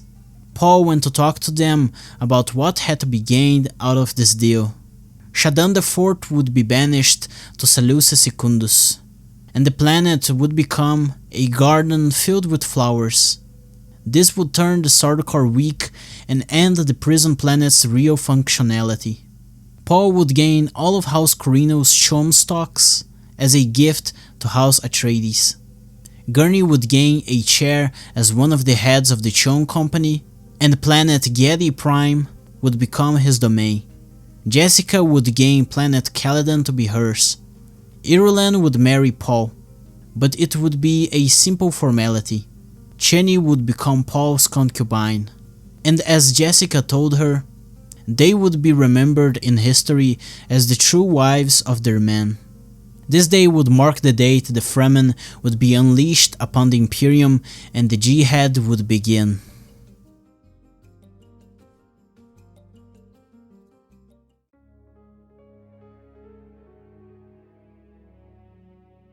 Many things inspired Frank Herbert when he created Dune.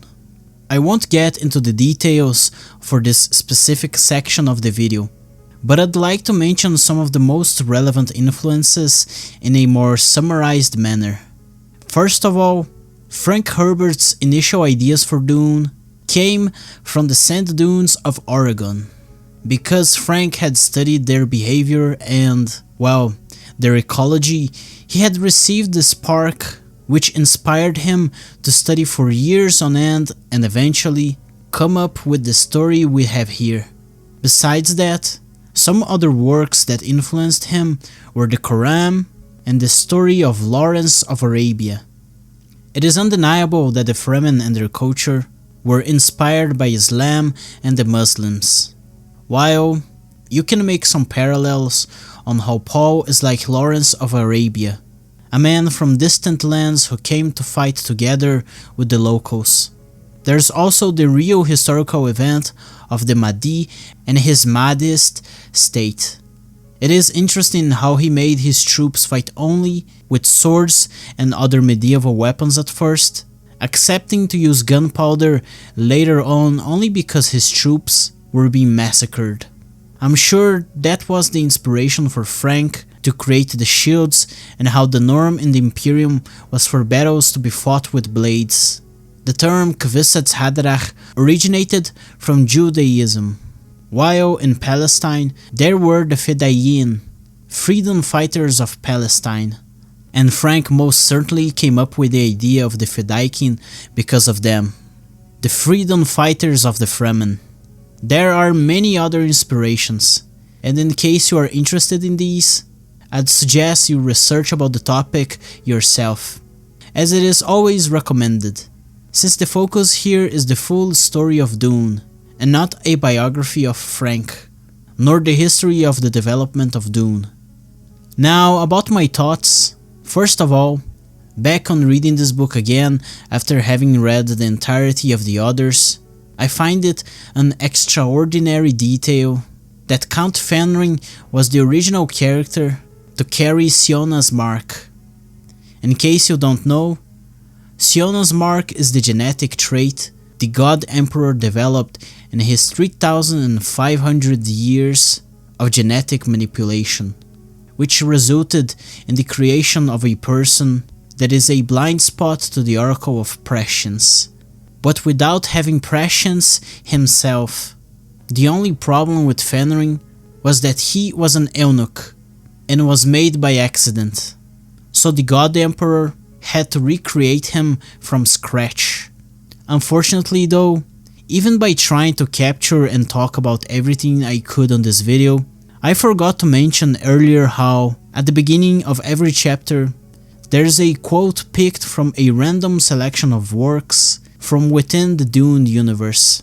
That's a trope that appears in every Dune novel, but especially on this first one, it ends up that all these quotes are from works by Irulan. So since the first chapter, we read what this Irulan person wrote, and only at the very last chapter, we got to discover that she was the Emperor's daughter whom Paul marries. Another simple thing I forgot to describe earlier, but well, appears all the time in Dune are the glow globes. These flying globes that serve as an intelligent light for the characters. Yes, this is a minor detail from this book, but I wanted to address their presence at least once. So here we are. Beyond this book, some things are never mentioned, such as this stupid water of death, such an overkill concept that I completely despise. Another abandoned concept is the Sappho drink, because it is never mentioned again, for there is no indication that the Mentats in future iterations ever drink any Sappho at all. Some other things also change in future books, such as it is mentioned here that the Mentats and Suk Doctors are creations by the Bene Tleilax, but in future books, their origin stories changed. The Mentats became their own entity at planet Lampadas, while the Suk Doctors became their own independent school, similar to the Bene Gesserit. I prefer those changes, since I personally believe that they improved the world building of Dune. But still, this is the book that started it all, and that cannot be forgotten.